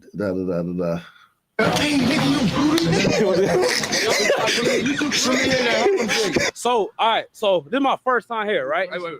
Sorry to interrupt you. What's your name, though? Pootie. Yeah. What's your name? Kiko. What's your name? Newski, Mac. and Aaron. All right. So, this is my first time here, right? Like, what is there to do on a Friday night? What to do on a Friday night? Yeah. Nothing. Yeah, not shit, dog. Shoot. My nigga have on a t-shirt, bro. It's cold. Nigga, I'm in this bitch freezing, bro. So are we, bro. Nah, bro, this nigga chilling, bro. Look, I'm Alaska native and I'm still cold. Really? Yeah. Bro, y'all got on thin clothing, nigga. I'm in this bitch freezing. It's cold. Yeah,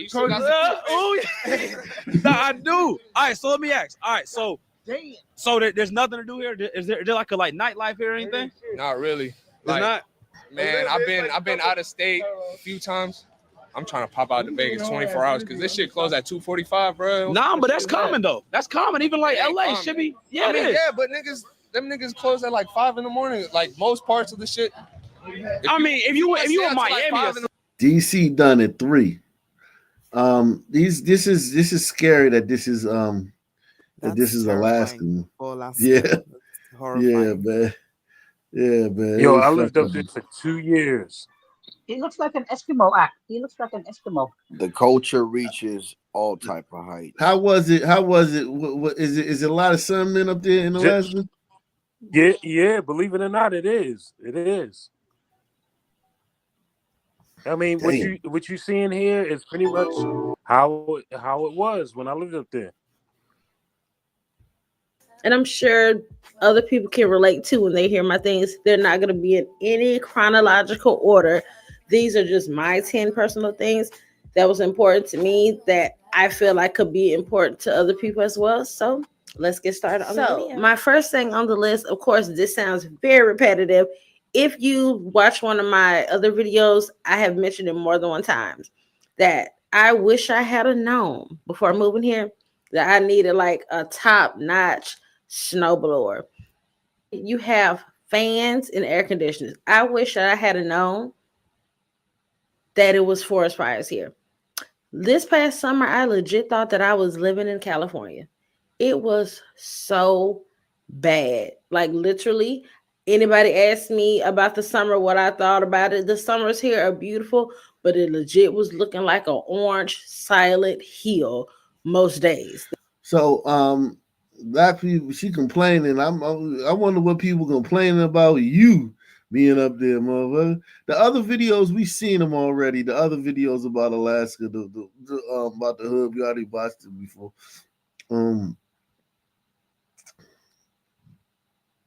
Wow. But yeah, man. So yeah, let me see the local news. Oh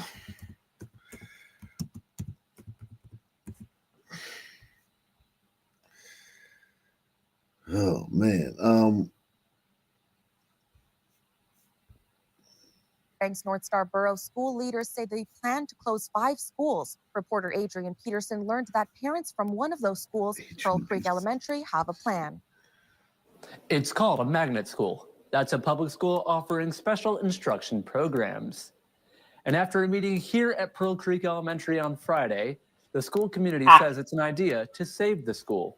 Last year, the Pearl Creek community rallied together to save the school. What's up? Night and day looking different lately. That's Adrian Peterson. Yeah, right. Amidst a prior closure possibility. But at the meeting, PTO President Patricia Gormley said that's not likely to work again. But if Pearl Creek does become a magnet school, it could strengthen existing connections with the University of Alaska Fairbanks to focus on a STEM curriculum. Those at the meeting say it could also help retain or boost employment at the university and bring more revenue to the school district. Current faculty at the school have even noticed that the school is already similar to a magnet school, attracting families as well. It's an unofficial magnet school, in my opinion. These is white people problems. When you go to a white area, man, their problems are just different. They don't have the same problems as sons have, man. Have an update tonight about the name of the man shot by Anchorage police on Tuesday in the 500 block of Northern Lights Boulevard. Investigative reporter Johnson Kuhn joins us live in the newsroom. That's right, Rebecca. Court documents filed Friday charge Michael Krischuk with first-degree robbery with a deadly weapon or a claim to be armed. Video obtained by Alaska's news source shows some of the events that reportedly took place on Tuesday after a victim claimed to have escaped from the Daybreak Spa where she worked. We have covered the woman's face in this video as she is the victim in this case. After walking to a nearby market to get help, the victim reported that she had a dispute with a spa customer over paying for services up front. That's when she says the client became angry, trying to break into the spa's ATM. She says he grabbed her and wrapped her hands and mouth with masking tape. An employee at the nearby market called 911 and police responded. Also seen here on the surveillance video, a man can be seen leaving from the back door of the day spa shortly after the woman escaped. He's seen walking towards the parking lot. The officers responded to a robbery in progress. Police Chief Sean Case said in a press conference Tuesday, officers engaged with and shot a man matching the description provided in the 911 call. And one officer observed someone matching the description of the suspect. That officer attempted to make contact with the suspect. Suspect did not respond. The officer provided commands to the suspect, at which time the suspect fled on foot. The officer eventually fired between 5 and 8 rounds, striking the suspect 2 times in the upper body. Addiction has ruined him. Alaska's news source spoke to a member of Krischuk's family Friday who confirmed they had spoken to Michael by phone and that he remains hospitalized but is expected to recover. The family member says Krischuk had recently been jailed after being indicted for armed robbery, but he was released on October 10th after posting a $2,000 bail, something we also confirmed in court documents. You know, it's pretty disheartening that individuals that are facing addiction are cycled through arrest and release without receiving necessary support to address any of the substance use. Wow, she wants him to stay in jail next time. Salute, man. I think he was in that spa for sexual favors, but that's just definitely, without a doubt. That's why they make you pay up front. That's a happy ending joint.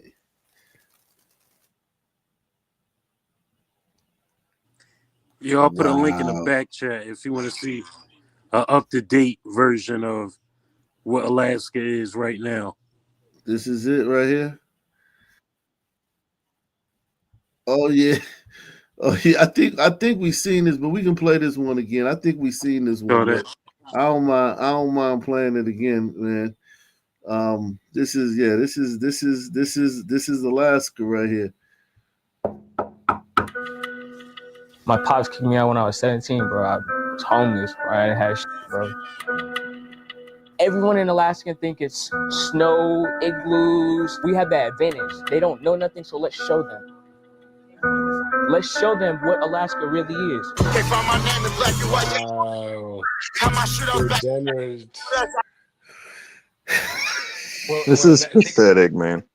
Gliders, Like- you didn't do well at all. Like You you can't were run losing to your Kenya, bastion right? states. That's insane.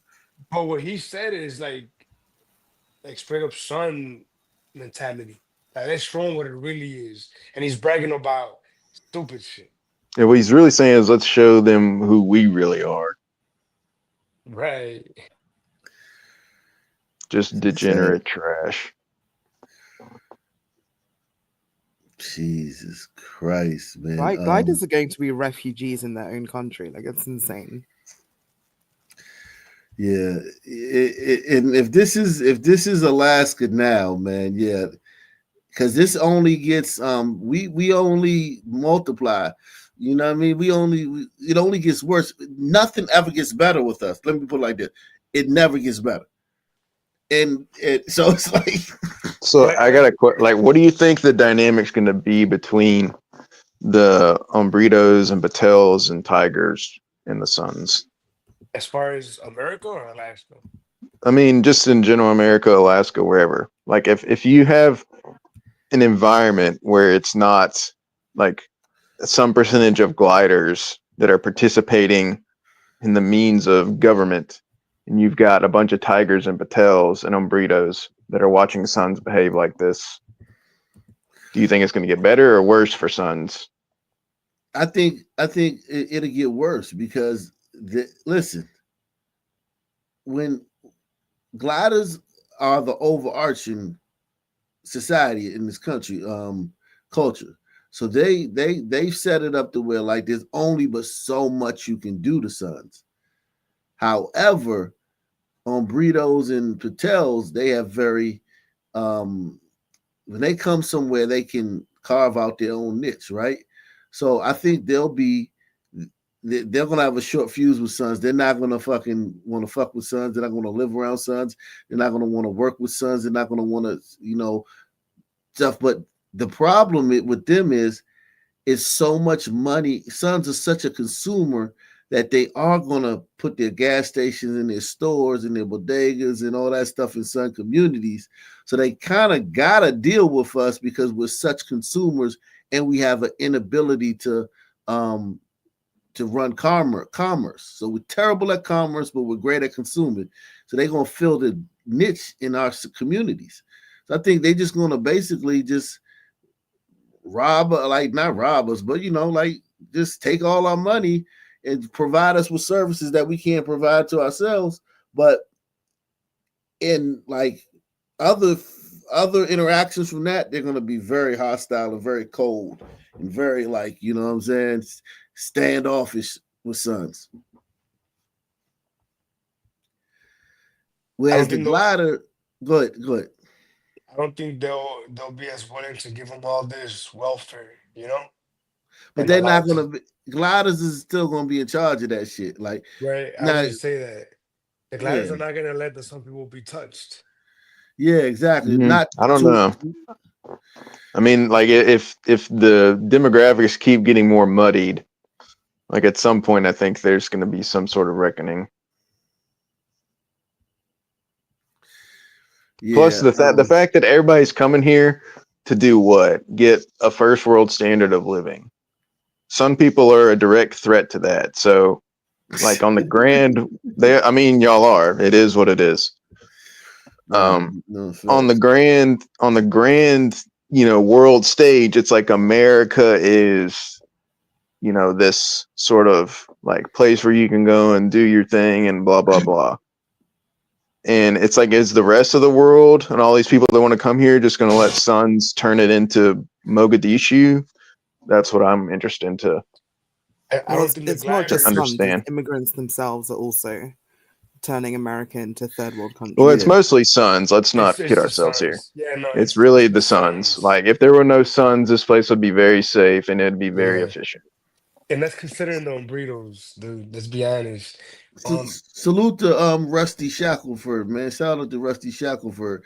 Shout out to Product of Cook County, man. That's long time member, man. Long time no see, man. Shout out to Product of Cook County, man. But I don't think the gliders will let anybody touch the sons, though. Fish. At the end of the day, they're not. Yeah. Nah. So let's see. Is the guy here Latino for Trump still here? No. Okay, but let's see what Black St. Louis, 1972, man. Damn, I wish it was here to learn some. Yeah. We I'll play a different video then, because he ain't it's like let's see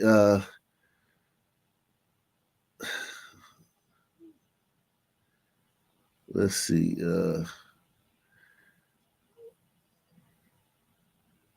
hold on. Wow. Let's see. Hey, Ak, a quick question. Political observers said that. Go ahead. You ever check out the guy? You ever check out the guy? What's his name? Peter Santinello's page. Nah, I've never checked out Peter Santinello. Who is he? Yeah. He travels all around the world and the country, and he gives you these pretty deep perspectives on, different nationalities and how the people live. And it's a good. Is he a white guy? He's a white guy with like a young white guy, blonde. No. He's bald headed. But I've seen him a couple of channels like that though. That when they go. I think I've seen him. I watched his Appalachia video, which was really interesting. Yeah. Oh, for real? Yeah, he gets the detail about things. He's very good. It's a good channel. Yeah. All right, I'll check it out. Political observers said that fear, particularly that sparked by racial tension, played a major role in determining the result of the New York primary. Those tensions were heightened 3 weeks ago when Yusef Hawkins, a 16-year-old black youth, was killed by a group of whites in the Bensonhurst section of Brooklyn. Hawkins was in Bensonhurst to look at a used car. His attackers reportedly mistook him for someone dating one of the white girls in the neighborhood. Who believes that?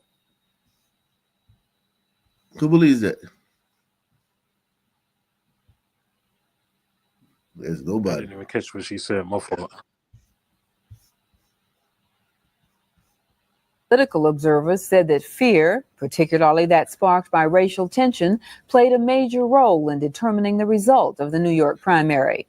Those tensions were heightened 3 weeks ago when Yusef Hawkins, a 16-year-old black youth, was killed by a group of whites in the Bensonhurst section of Brooklyn. Hawkins was in Bensonhurst to look at a used car. His attackers reportedly mistook him for someone dating one of the white girls in the neighborhood.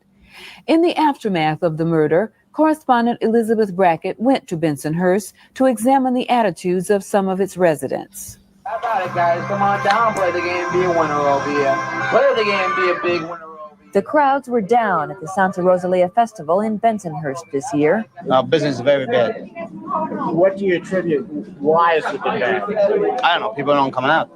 It wasn't hard to figure out why. The festival is only 2 blocks from where Yusef Hawkins was gunned down a few weeks ago. The whites charged in the attack, all Bensonhurst boys. The killing jolted the city and the country. Bensonhurst felt the anger. The neighborhood, its culture, its attitudes were blamed by many for Hawkins' death. Marianne Patch, half Italian, half Polish, lives here. She says the neighborhood has gotten a bum rap. What they're doing now is being protective of themselves. They don't like the finger pointing. They don't like the generalizations. What that young man did in shooting was wrong. There's no excuse for violence whatsoever. However, just because it was not right, but it wasn't necessarily racial. There were other elements involved. It wasn't we have black people in the neighborhood all of the time. Some blacks and other minorities do live here, but not many. Over 150,000 people reside in the Bensonhurst area of Brooklyn. The 1980 census figures showed that over 93% of them were white. Less than 1% were black. Those numbers have changed somewhat over the last 9 years, but Bensonhurst remains very white and very Italian.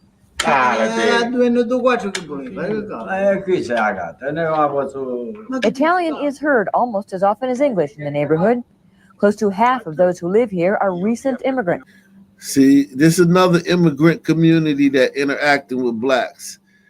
And Italians didn't like blacks either. They call them moolies and shit, moolians. They don't like blacks either. What is that? Do you know why they call them that? Moolie is like brown or black in their language, like Moreno or some shit like that. Yeah. You said why you like them? What do you mean? Why you think they don't like them for the same reason?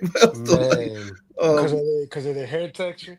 Yeah, the hair texture. Salute to 45 Revolver, man. She says Patricia Cullis last two of her mansions in the five. Oh wow, that's crazy. I didn't know that. That Black Lives Matter lady lost two of her mansions. Yeah. I looked that up, man. Salute to Economics A11. He says black voters in America's biggest issue. Cali wouldn't be burning. We're the only reason Kamala thinks she had a chance. Yeah, that's true. Mostly from Sicily and southern Italy. When immigrants find their way to this neighborhood, they find a community much like the one they left back home. Laundry flies on backyard lines, religious statues guard neat row houses, and around the corner, pasta stores bring a sense of the old world to the new. Sociology professor Jerome Kais studies urban neighborhoods. He says Bensonhurst does tend to be an insular, isolated community. They're very concerned about their families and their children. They're very, very protective. They're living in a hostile environment. New York City is a hostile environment for children, for people who don't know the city. And what they've done is they've kind of replicated the defense of their communities in Italy, which they've done really for hundreds and hundreds of years. So it's easy to transport that culture over here and use that as a way of protecting themselves against the outside. Bensonhurst's reputation as a tough, hostile, racist neighborhood did not begin with the killing of Yusuf Hawkins. Books, movies have reinforced the neighborhood stereotypes for years. This film, released last year, is having a renewed run at the video stores. Last year's Hollywood version was not that different from this year's reality. UPRs shouldn't be dealing the drugs here in Bensonhurst. Don't you know that?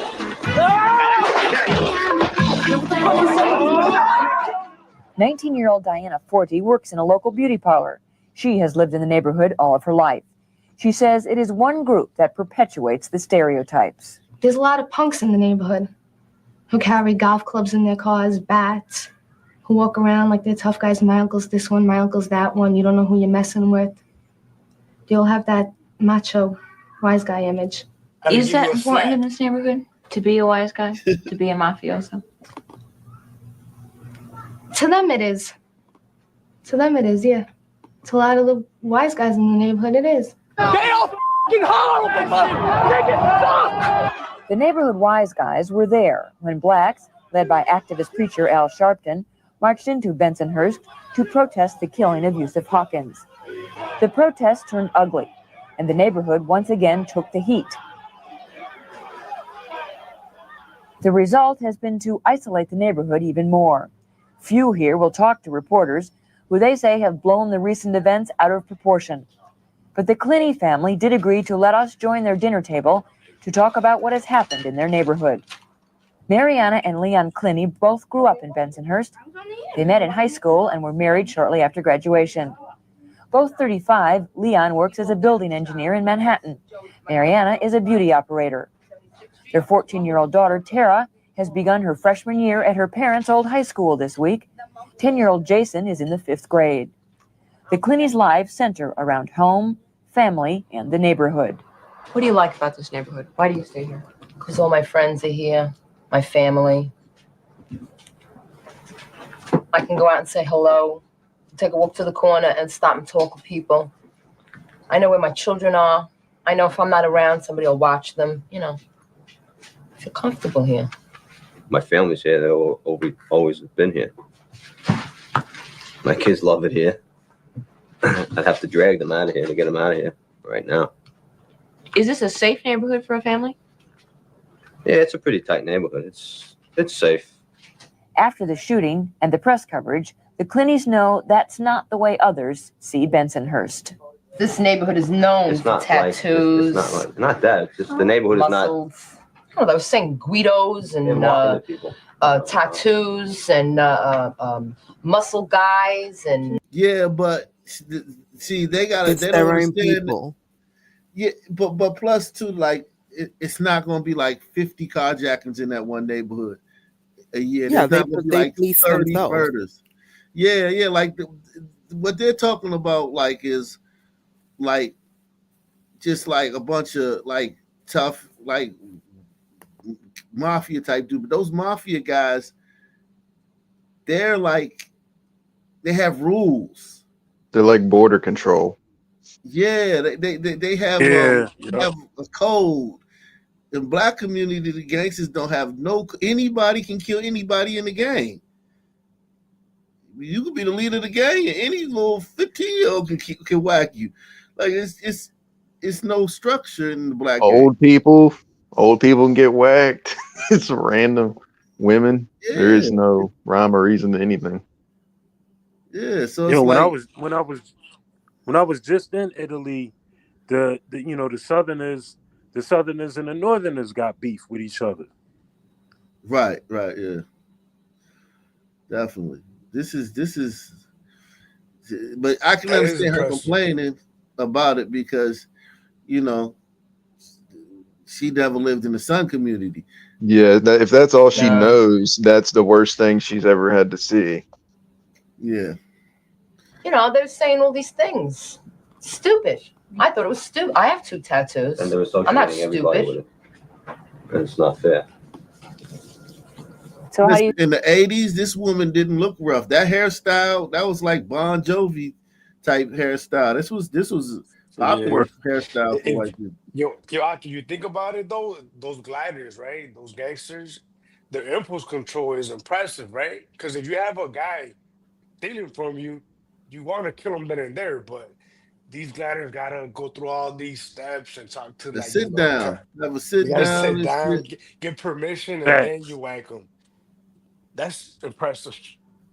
Like, Yeah. even in crime, they have structures. Very amazing. Yeah, and a lot of times dudes don't have that, and they whack somebody, and now they got a fucking answer for that shit. You know what I'm saying? So at least you know what I mean, and you don't have to answer to the police. You got to answer to the gang. And yeah, so I mean, like they, and sometimes they'll tax you if dude's a bozo that you killed. But if you kill somebody who's like, you know, got clout, a made guy or something like that, they'll kill you for killing him without asking to kill him. So it's like, yeah, we all seen the mob movies. We all seen all the mob. You think the rest of New York and the rest of the country looks at your neighborhood now? They look at it like they're writing it up to be. Yeah. Because they're not here and they don't know it. You know, they just have to. Christopher. Remember Christopher? What's his name? What's the last name? Christopher from the Soprano. Believe what they read or see on television. We have everything So here. basically, black people, a black dude came through there acting like an ass, got his ass whooped, and died. And now this community is known as the most racist place on earth. And look how the media was even being used then as a weapon against gliders trying to stop Sun degeneracy infiltrating their spaces. Yeah, I man. want to know if he was trying to buy the car from the guys who Nah, killed it him. wasn't. Or they were just walking past. Like, Nah, what are he you was- doing in our he- neighborhood? He was over Like- there. I think he was over there. He was up to no good. And I forgot the story because it was so long ago, but he wasn't over there to buy no car. That was like Rashad. No, what's not Rashad Brooks? What's the guy? Jacob Blake was breaking up the fight. Or Yeah, the guy that was like with the boots that was running, going on a jog.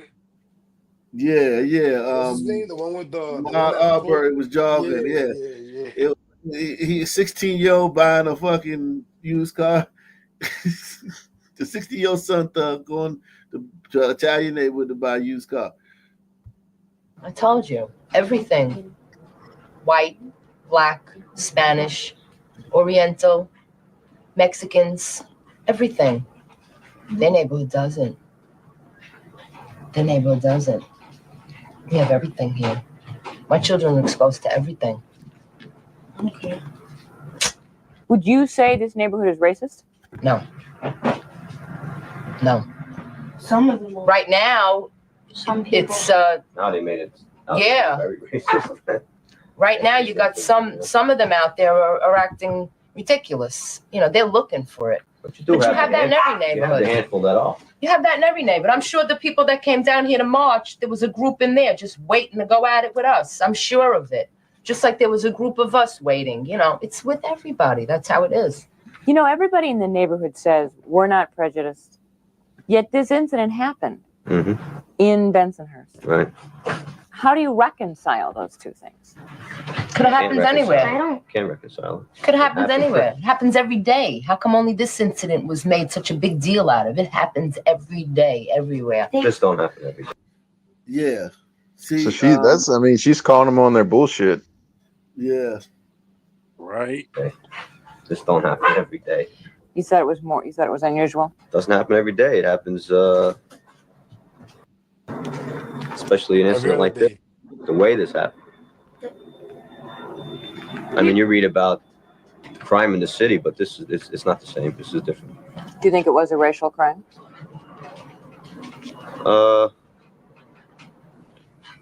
Yeah.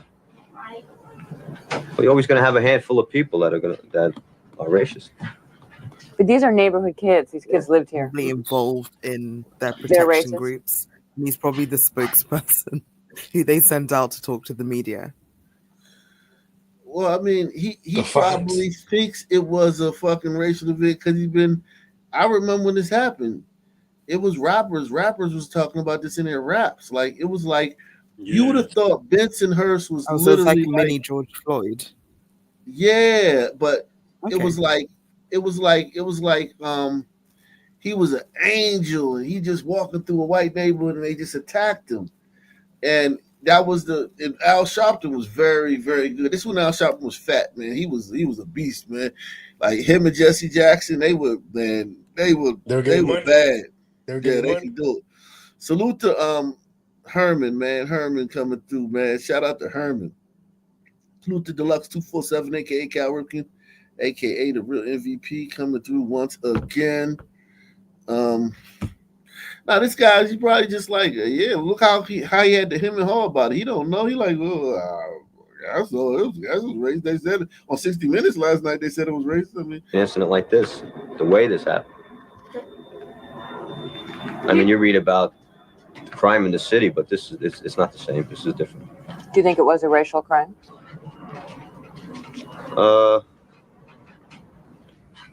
Yeah. But you're always going to have a handful of people that are racist. But these are neighborhood kids. These kids lived here. They're racist. I don't know them personally, but I would imagine they are. Do you think blacks should be afraid to come into Bensonhurst now, Tara?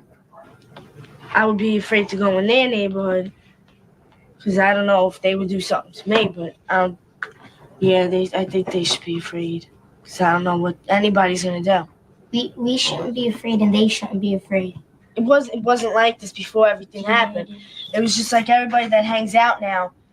If they see a black person or something, they would say something about them, something. Basically, Al Sharpton and Jesse Jackson coming through with the 10 o'clock news, with the Washington Post, the New York Times, and telling everybody that this town is racist has made them racist. But before this black thug came through and with his riffraff and got his ass kicked and died, it was just like, I guess just stay over there, black people will stay over here. Now they're literally racist now. That's what I'm hearing. Is that what y'all hearing?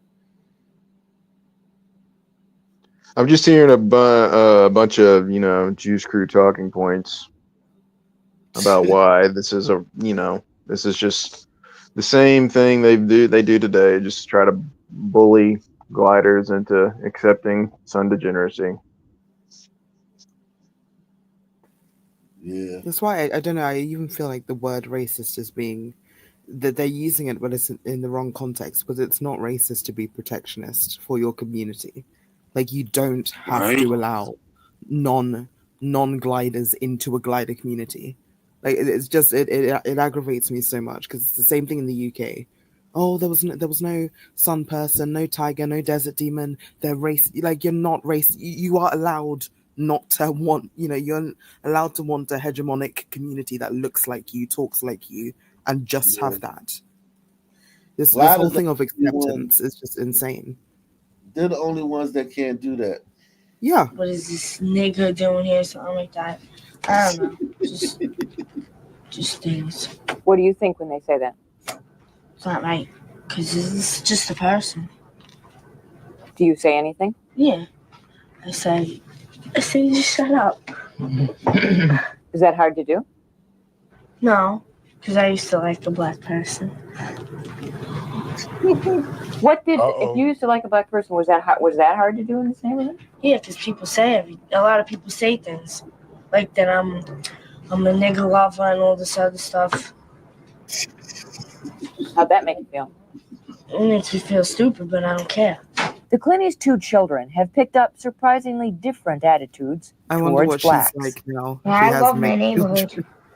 And those people are trying to ruin it. They're trying to take it over. And I don't know. What do you mean they're trying to take it over? I don't know. They think they're so much better. But Who thinks they're so much better? the blacks, like one march is enough. They keep going on for 10 more, and then they want another killing, then there's gonna have to be more. Wow, the young boy said it straight. He said one march was enough. Then they got to do. And as I said, he's probably an uncle to mixed race children, judging by his sister. Oh no, I don't know about him. It makes me feel stupid, but I don't care. The Clinty's two children have picked up surprisingly different attitudes towards blacks. Well, I love my neighborhood. And those people are trying to ruin it. They're trying to take it over. And I don't know. What do you mean they're trying to take it over? I don't know. They think they're so much better. But Who thinks they're so much better? the blacks, like one march is enough. They keep going on for 10 more, and then they want another killing, then there's gonna have to be more, and then another. What are you talking about? They're looking for trouble more. Tara, what do you think about what your brother just said? I don't know. This neighborhood, I love my neighborhood, and I'm never leaving it, but everything's shot. Like, everything's wrong. Now nobody wants to walk around because they think that something's going to happen. I don't know. It's a big mess. Anything you can do to end it? No.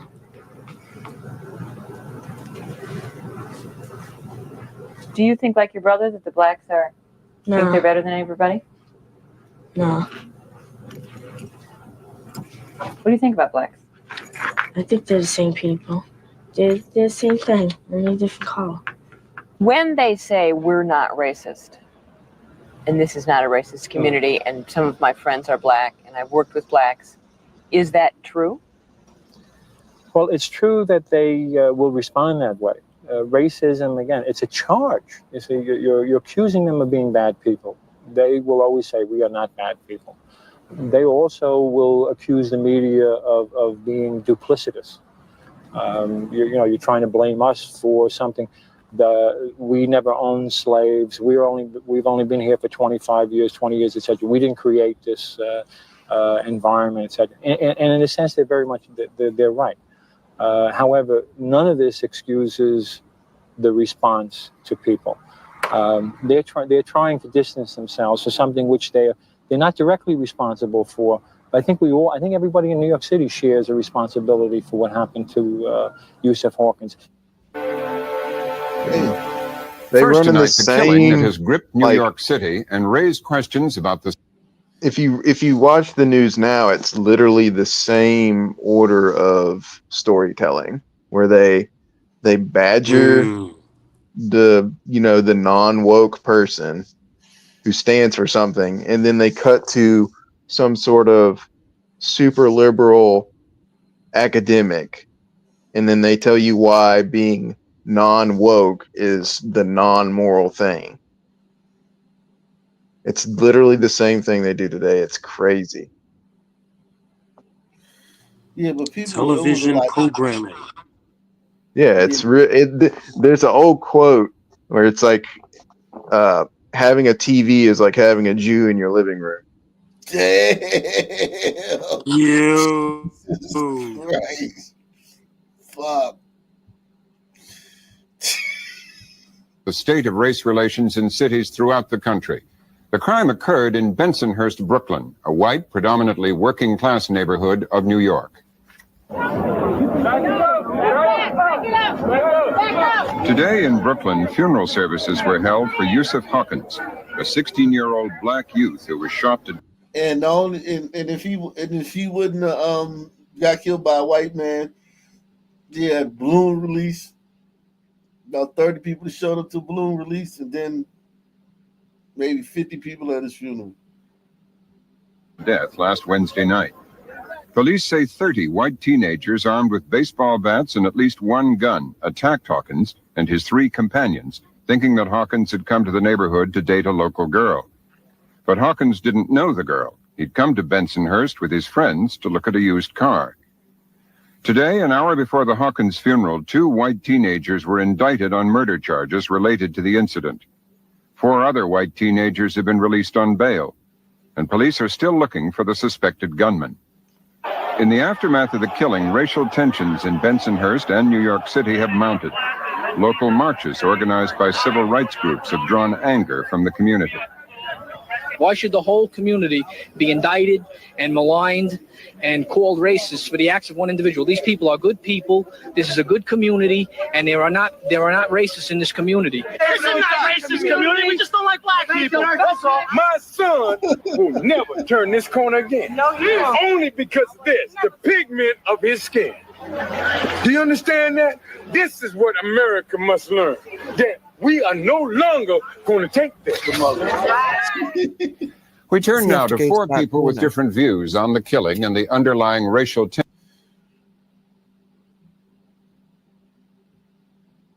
Does he have to go to that corner? Yeah, I mean, the thing about some people is they're like parasites. Like they always go where they're not wanted, and it's Well, the they whole go thing where of the trying to stuff control them. is. Pardon me? They follow the money. That's how some people get access to the first world standard of living, is following other groups and then berating them for their, supposed moral insufficiencies. Yeah, it's like parasitic behavior. Well, they're not really wanted anywhere though. So it's like, how could you say that they go where they don't? Like, No, well, if you have sons in a Sun neighborhood and they're doing their own thing, they're gonna eventually be jealous and miserable, and they're gonna want to go somewhere else. yeah, That's how it works. it is misery. Yeah, living. They don't really like it. You give a Southern man $1 million, he's gone from the black community. Tensions in New York and elsewhere. Father Charles Familia, assistant pastor of St. Dominic's Roman Catholic Church in Bensonhurst. The Reverend Herbert Daughtry, pastor of the House of the Lord Pentecostal Church in Brooklyn. Ralph Blumenthal, a New York Times reporter who's been covering the Bensonhurst shooting, and Clarence Page, a columnist for the Chicago Tribune and frequent essayist on the NewsHour. Ralph Blumenthal, is this right that there is no explanation but naked racism for this killing? Is that It that seems right? so. As a matter of fact, the killing itself is Can you enveloped. stop it real We have quick? not gotten an explanation from the police or any of the witnesses or survivors as to. All right, so before we even get into this, I'd like to talk about how Jews frame these news segments. This is a 3-on-1. You've got 2 sons and a Jew, right? So they're already setting it up to where the talking points are going to lead to bullying in one direction. And they do this all the time on CNN, Fox, depending on what the topic is. This is how they set these things up. This is all rigged, and it's all meant to go one way. This is not an honest debate or discussion. Exactly what happened when these two groups confronted each other. It's just unknown. But so far nobody has come up with any explanation which would mitigate the charge that this was a racist killing. Is that Absolutely correct? not. The only thing people have said is that he was mistaken for someone going to visit this white girl, as if that would be an excuse. Reverend Daughtry, how do you see it? I see it as a racial motivated killing for several reasons. Number one, there were racial epithets used. There in this neighborhood, and I by no means, and I don't know too many other people who have characterized the entire neighborhood as racist. But in this neighborhood, there have been other acts. About a year ago, we marched in the same neighborhood when two brothers, the Lamont brothers, were attacked. This same neighborhood produced about a year or so ago, pardon me, a leaflet urging not to sell to Asians. And as we have witnessed from the marches, which is a kind of way of exposing, we have the last remark I thought was rather humorous. Well, you laughed, didn't you? They said, we aren't racist, we just hate blacks. We just hate blacks, but we're not racist. And it seemed to me that speaks volume to the situation. Yeah. Father Familia, this is your parish. How do you see it? I think it's important to get an understanding of what type of a neighborhood we're dealing with, that it is a rather insular neighborhood. People know each other. There are networks of families and friends. And there are what we would call gangs of youths. Gangs not in a negative sense, but rather in the sense that they hang out with each other. And they have certain territories within the neighborhood which they guard. And sometimes they guard them. They feel that if they're being muscled in upon, they react by having a brawl. And very often they brawl with other gangs, so to speak, within the neighborhood, not necessarily blacks. You mean along ethnic lines? Or? Right. But rather those who are from, let's say, 20th Avenue as opposed to 13th Avenue or as opposed to 18th Avenue. And I believe that one thing that has to be kept in mind is that these boys, and this is where I would disagree with you, I think never expected that was going to happen, that the Hawkins boy was going to be killed and shot, because at the element of the alleged killer of the Fama boy is an element which was outside of that particular gang. He heard there was a brawl, he entered upon the scene, he came and he shot the boy, unbeknownst to those who were expecting a brawl. Mm-hmm. Clarence Page, looking at it from Chicago, how do you view it from all you've read and seen about it? Well, certainly there are people in New York who justifiably view this as a New York problem, and in many ways, of course, it is a community-based problem, but it resonates across the country. Incidents like this, either directly or vaguely somewhat like it, have occurred across the country. Various organizations have tallied dozens of incidents of interracial conflict. The Southern Poverty Law Center, just for one example, cited almost 200 in 1988, about half of those against blacks, the rest against Jews, Asians, white sympathizers, as they categorize it, homosexuals, Hispanics, Native Americans.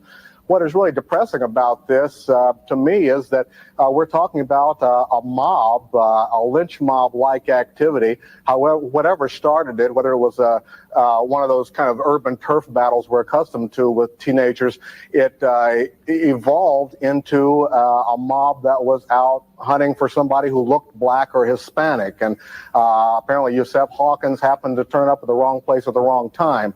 Now that resonates across the country, certainly with blacks and other minorities, people who, as hard as they may try to avoid high crime neighborhoods, as hard as they may try to avoid trouble, can still find themselves, because of the color of their skin, being in jeopardy. So it's more than a New York problem, it's everybody's problem.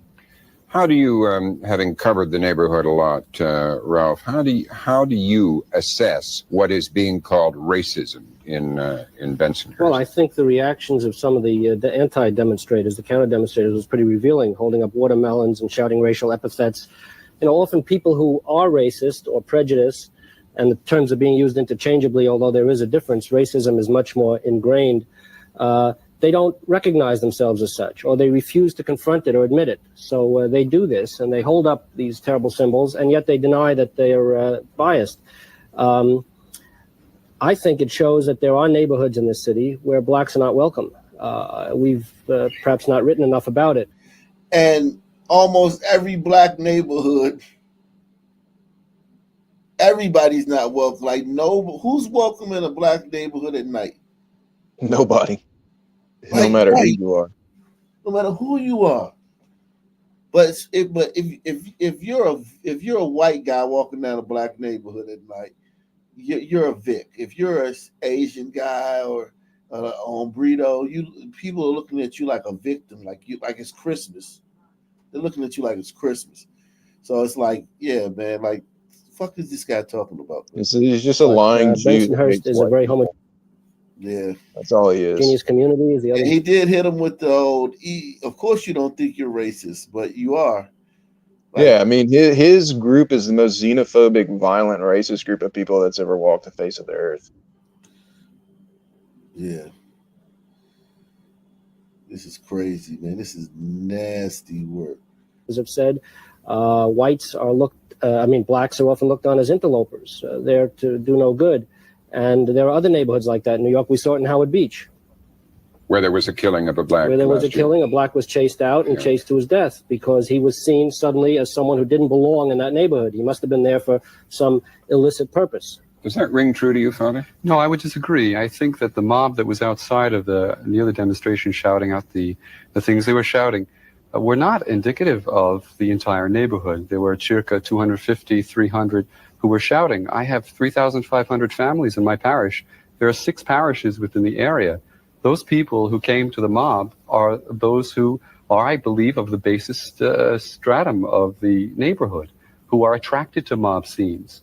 And so they came and they expressed themselves, but they are not indicative of the entire neighborhood. What about Mr. Blumenthal's perhaps wider or deeper point that in this era, a quarter of a century after the civil rights laws were passed, and we thought we were moving beyond a lot of these attitudes, that people are racists and yet don't believe that they're racists? No one wants to be labeled. Yeah. And I think that's why much of the neighborhood may be acting defensively, because they don't want to be labeled racist. And so what they want to do, I believe, is to maintain a place where they can live amongst their own people as they lived amongst their own people in the land of origin, that is Italy. It gives them meaning to their lives. Anyone who is not of the neighborhood, anyone who is not of the same cultural background is feared. Okay, and I think perhaps that is where the basis of racism comes into question. Yeah. Robin, I must say this though: if a Jew had walked through that neighborhood, or an Irish American, or a member of any other white ethnic group, he would not have been immediately targeted, I would say. I think Hawkins came into the neighborhood at that time of night because he felt comfortable enough to. And very often there are blacks who come into the neighborhood, walk down the neighborhood. Yeah, Jew, acting like he's the first black person to ever walk through there. Like, one black guy in like 100 years got killed in Bensonhurst. Yeah, you just got to understand where the Juice Crew comes from and their ideology and why they do this. It's a deep-rooted hatred for gliders. It has nothing to do with trying to make the world more just or yada, yada, yada. It's Juice Crew hates glider people because glider people won't let Juice Crew have their way with the world. Glider people have kicked Juice Crew out of their countries for hundreds of years, and they hate it. Sounds about right. Sounds about right, Fisherman.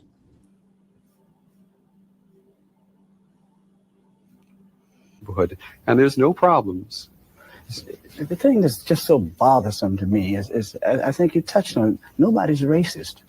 People get killed, but this is not racist. They just happen to be in the wrong place at the wrong time. They just happen to be in the neighborhood. People just didn't understand them. They had a little fear, but nobody's racist. When it's so clear, so obvious from the television, from the newspaper, what came across were these persons in their words and their behavior was indisputably racist. But they're different kind of racists. You have a subtle racist. Of course, they wouldn't do these bad, wicked things. They wouldn't get out on the street corner.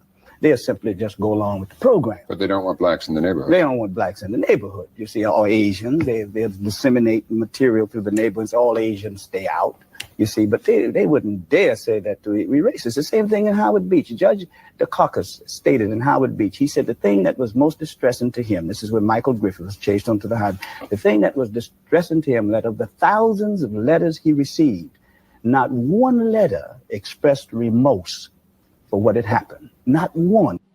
Salute to Mayo Monkey, man. Mayo Monkey in the building, man. Long time supporter, long time member, man. Mount Rushmore. Shout out to Mayo Monkey. Gentle Savage says, Owen Benjamin made an Instagram post saying that the LA fires were probably caused by a black person forgetting to change the batteries in this one letter. That is distressing. It is distressing because there is not going to be any recovery, any reconciliation until there's the recognition of a problem. But that is not the case in Bensonhurst. I believe there's quite a lot of remorse and sympathy that's been expressed by. Quite so. Many people have a lot of people are in the community are outraged that some people in the community appear to have done this. Is that correct? That's correct, and that's why that the community does not want to be branded because of the action of a few, nor do they want to be branded because of the reaction of this mob. Which then they must come forward. The other people have to come forward now and put forth the other point of view and counterpose themselves against the extremists. Precisely. If I may, pardon me. Yeah. If the good people, the decent people, and I subscribe to that. And I subscribe to Dr. King that the tragedy of Birmingham was not what bad people did, but that good people did nothing. I subscribe to Burke. All that is necessary for evil to prevail is for good people to be silent. If the good people in Bensonhurst would have come out last year when we marched through that neighborhood, when the Lamont brothers were attacked, if the good people would have sent a clear, unmistakable message across that community, across the city, we will not tolerate this, perhaps, just perhaps, Yusef would be alive. They did this in Park Slope. Park Slope in Brooklyn, a young lad named Akeem Davis was attacked. The whites in Park Slope organized themselves, marched to their own community, denouncing bias-related violence. I have not heard of any other violent incident. The good people, that's an article. I've been challenged. That's the challenge that I laid out when I marched. And hundreds of white people get attacked in these black neighborhoods all the time, robbed. They call it a robbery, but the person, at the end of the day, the person got attacked. You know what I mean? Knockout game, all this shit. Yeah, you could literally sit there and go down the list of events for days. You know how many white people get robbed in black neighborhoods and it doesn't make the news? Yeah, you could have this segment literally every hour of every day with a different set of people in a new event for eons. Yeah, but some people think that it's the fact that it's not racist doesn't make it as bad, you know? Right. It was just a robbery. Yeah, but but I mean, like, you got to hold their feet to the fire and you got to expose them for their double standards and their actual, like, rabid bigotry. And as soon as you do that, for the normies that watch this kind of bullshit, it would help break the shackles of the fake narrative.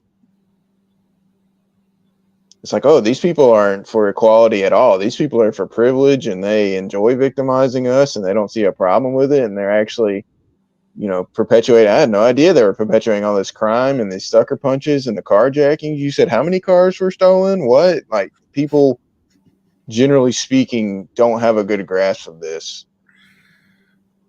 Yeah.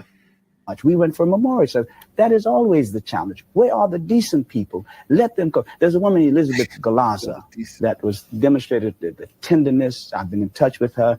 She was the one who held the hand of the dying boy. Yep. That's right. And they were organizing memorial service the other night, turned into something else. But they are good people. When I walk through that community, I begin to give thumbs up sign, V for victory sign. There were people who looked out of the windows and held their hands back up. So I, for one, I'm not indicting the entire community. Okay, let's widen this out a little bit and go back to Clarence Page. Ralph Blumenthal said there are parts of New York where blacks are not welcome. How common is that in other cities, in Chicago and in other cities across the country?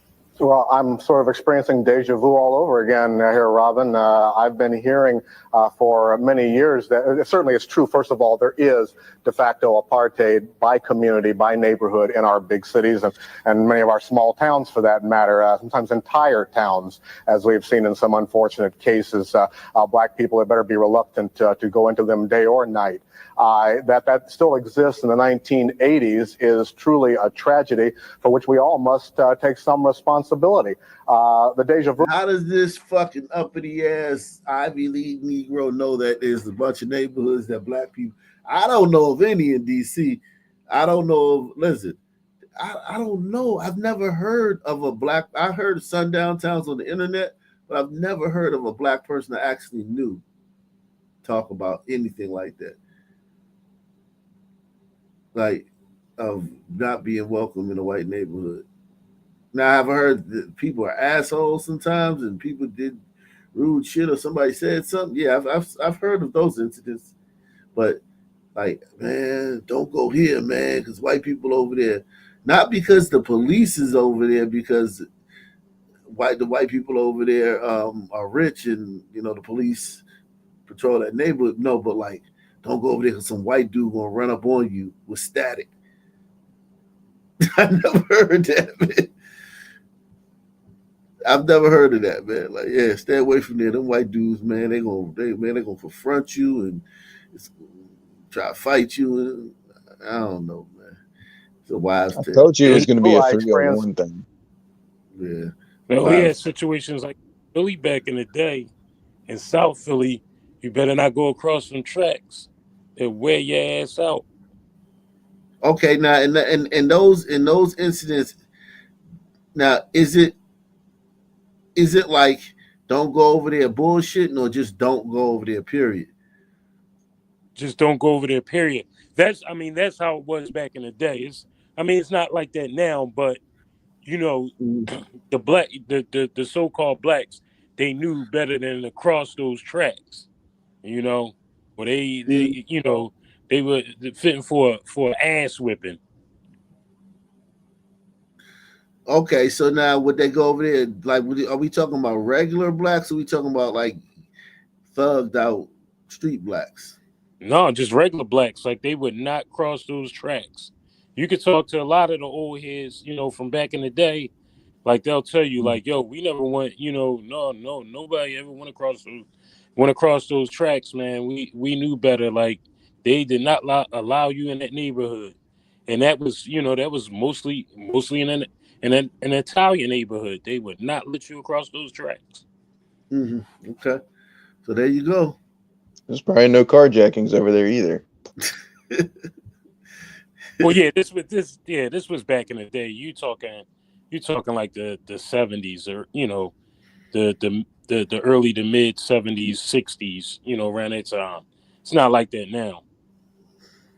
Yeah, I mean, now of course we know that's a reason. There's a reason they didn't want blacks over there. Do you think there's a reason, or you think it was just like the color of their skin or the texture of their hair why they didn't want them around?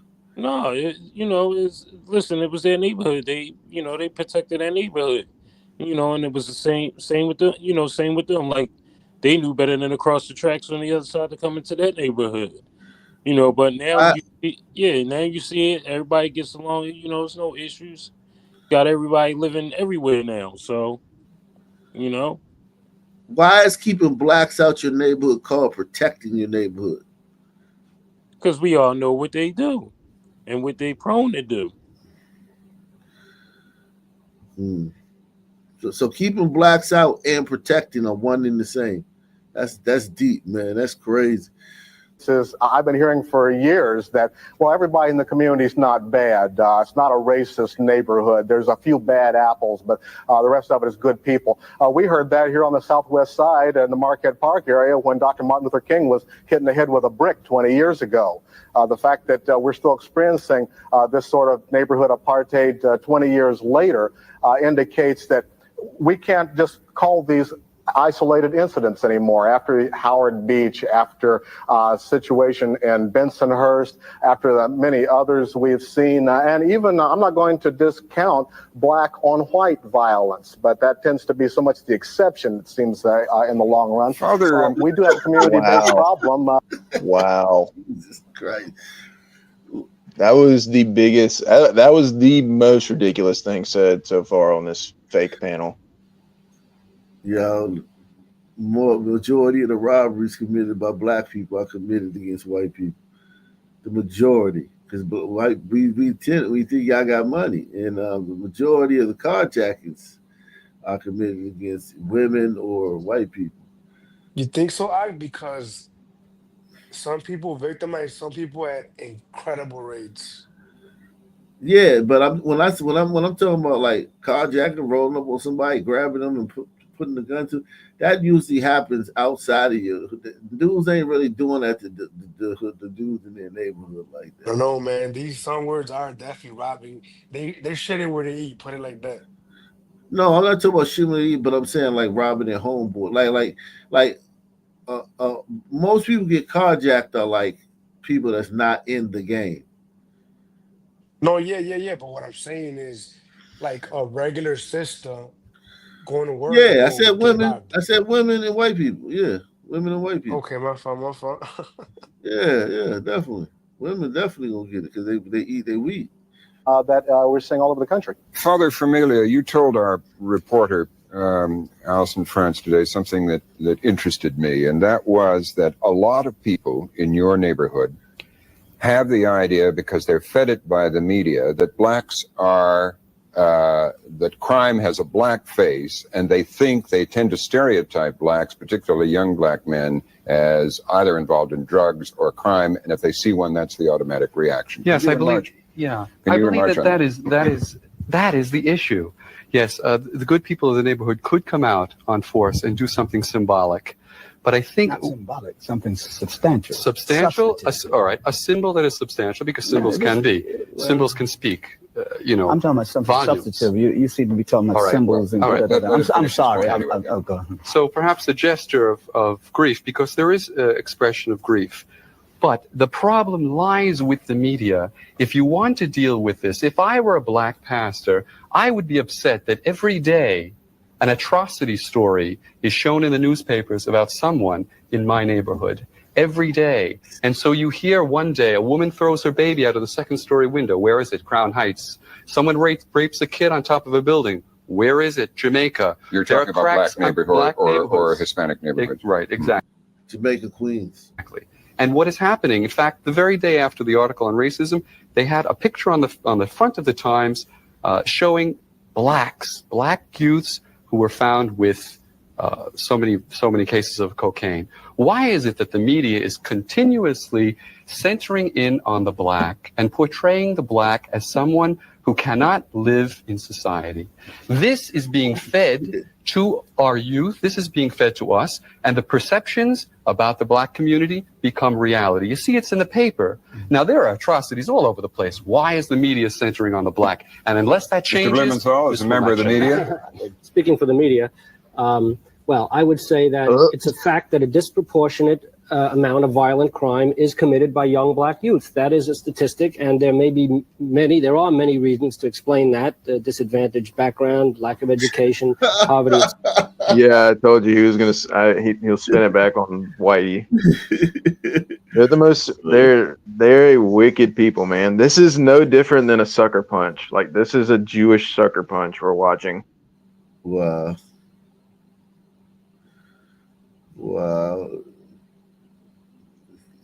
And what he's doing is not illegal, right?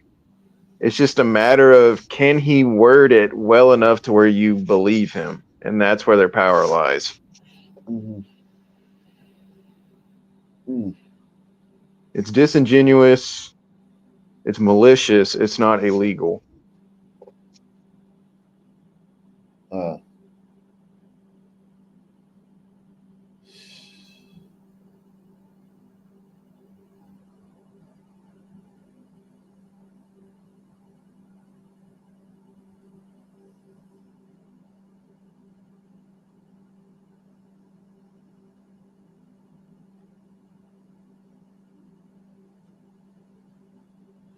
You ready? Etc. That is a fact, and I think that that is a perception that one cannot totally discount in neighborhoods like Bensonhurst. What about just oppression and suppression, keeping them under? Don't you think that's part of it?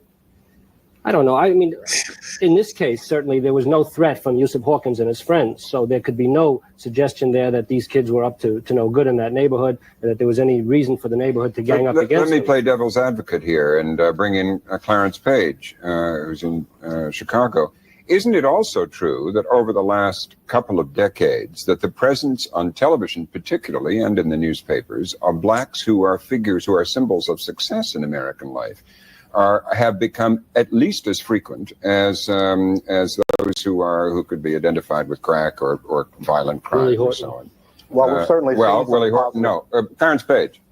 Well, we've certainly seen some positive images coming across in the media, more so than we saw 30 years ago when there were, for example, no black anchors on TV news programs to speak of. But the problem is we're dealing with a new generation that doesn't have a sense of history, doesn't have a sense of guilt about the past. If anything, if you have white youngsters who are not educated into the history of the roots of these problems that so many black communities suffer, when they see middle-class black success, all they say is, well, look, they're doing fine. I'm still in a working-class neighborhood. What are they griping about? And if you're not careful, you can really have more resentment building up. I think at bottom, what we're talking about here is the fact that communities are losing touch with each other rather than having more dialogue and talking with each other. I think Reverend Daughtry is really talking about the fact that in Bensonhurst has been such a concern with keeping its community intact and taking care of its internal affairs that it has forgotten it's in a pluralistic society and it does have to deal with other communities, and it can deal with them in a hostile way or it can deal with them in a peaceful way. This Yusuf Hawkins incident may be isolated in itself, but if it happens again and again, then it becomes more and more difficult for other people, good people in the community, to say, I'm not racist, I wash my hands of it. Gentlemen, I have to interrupt. We have used up our time for this. I'm sorry to tell you. Father Familia and Reverend Daughtry, Ralph Blumenthal, Clarence Page, thank you all for joining us.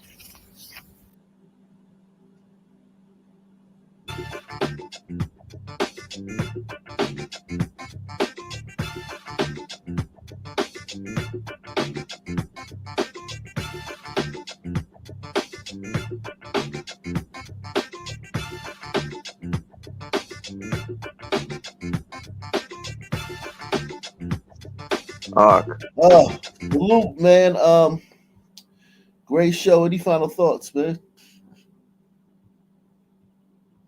Today I learned I'm a Catholic, atheist, Jew. Wow. What a combination. Any final thoughts from anybody? Good show as usual. Always a pleasure. Shout outs to the chat. Shout outs to the panel. Same And black keep your time. foot on their neck, fisherman. Same black channel. Out of here. Peace out.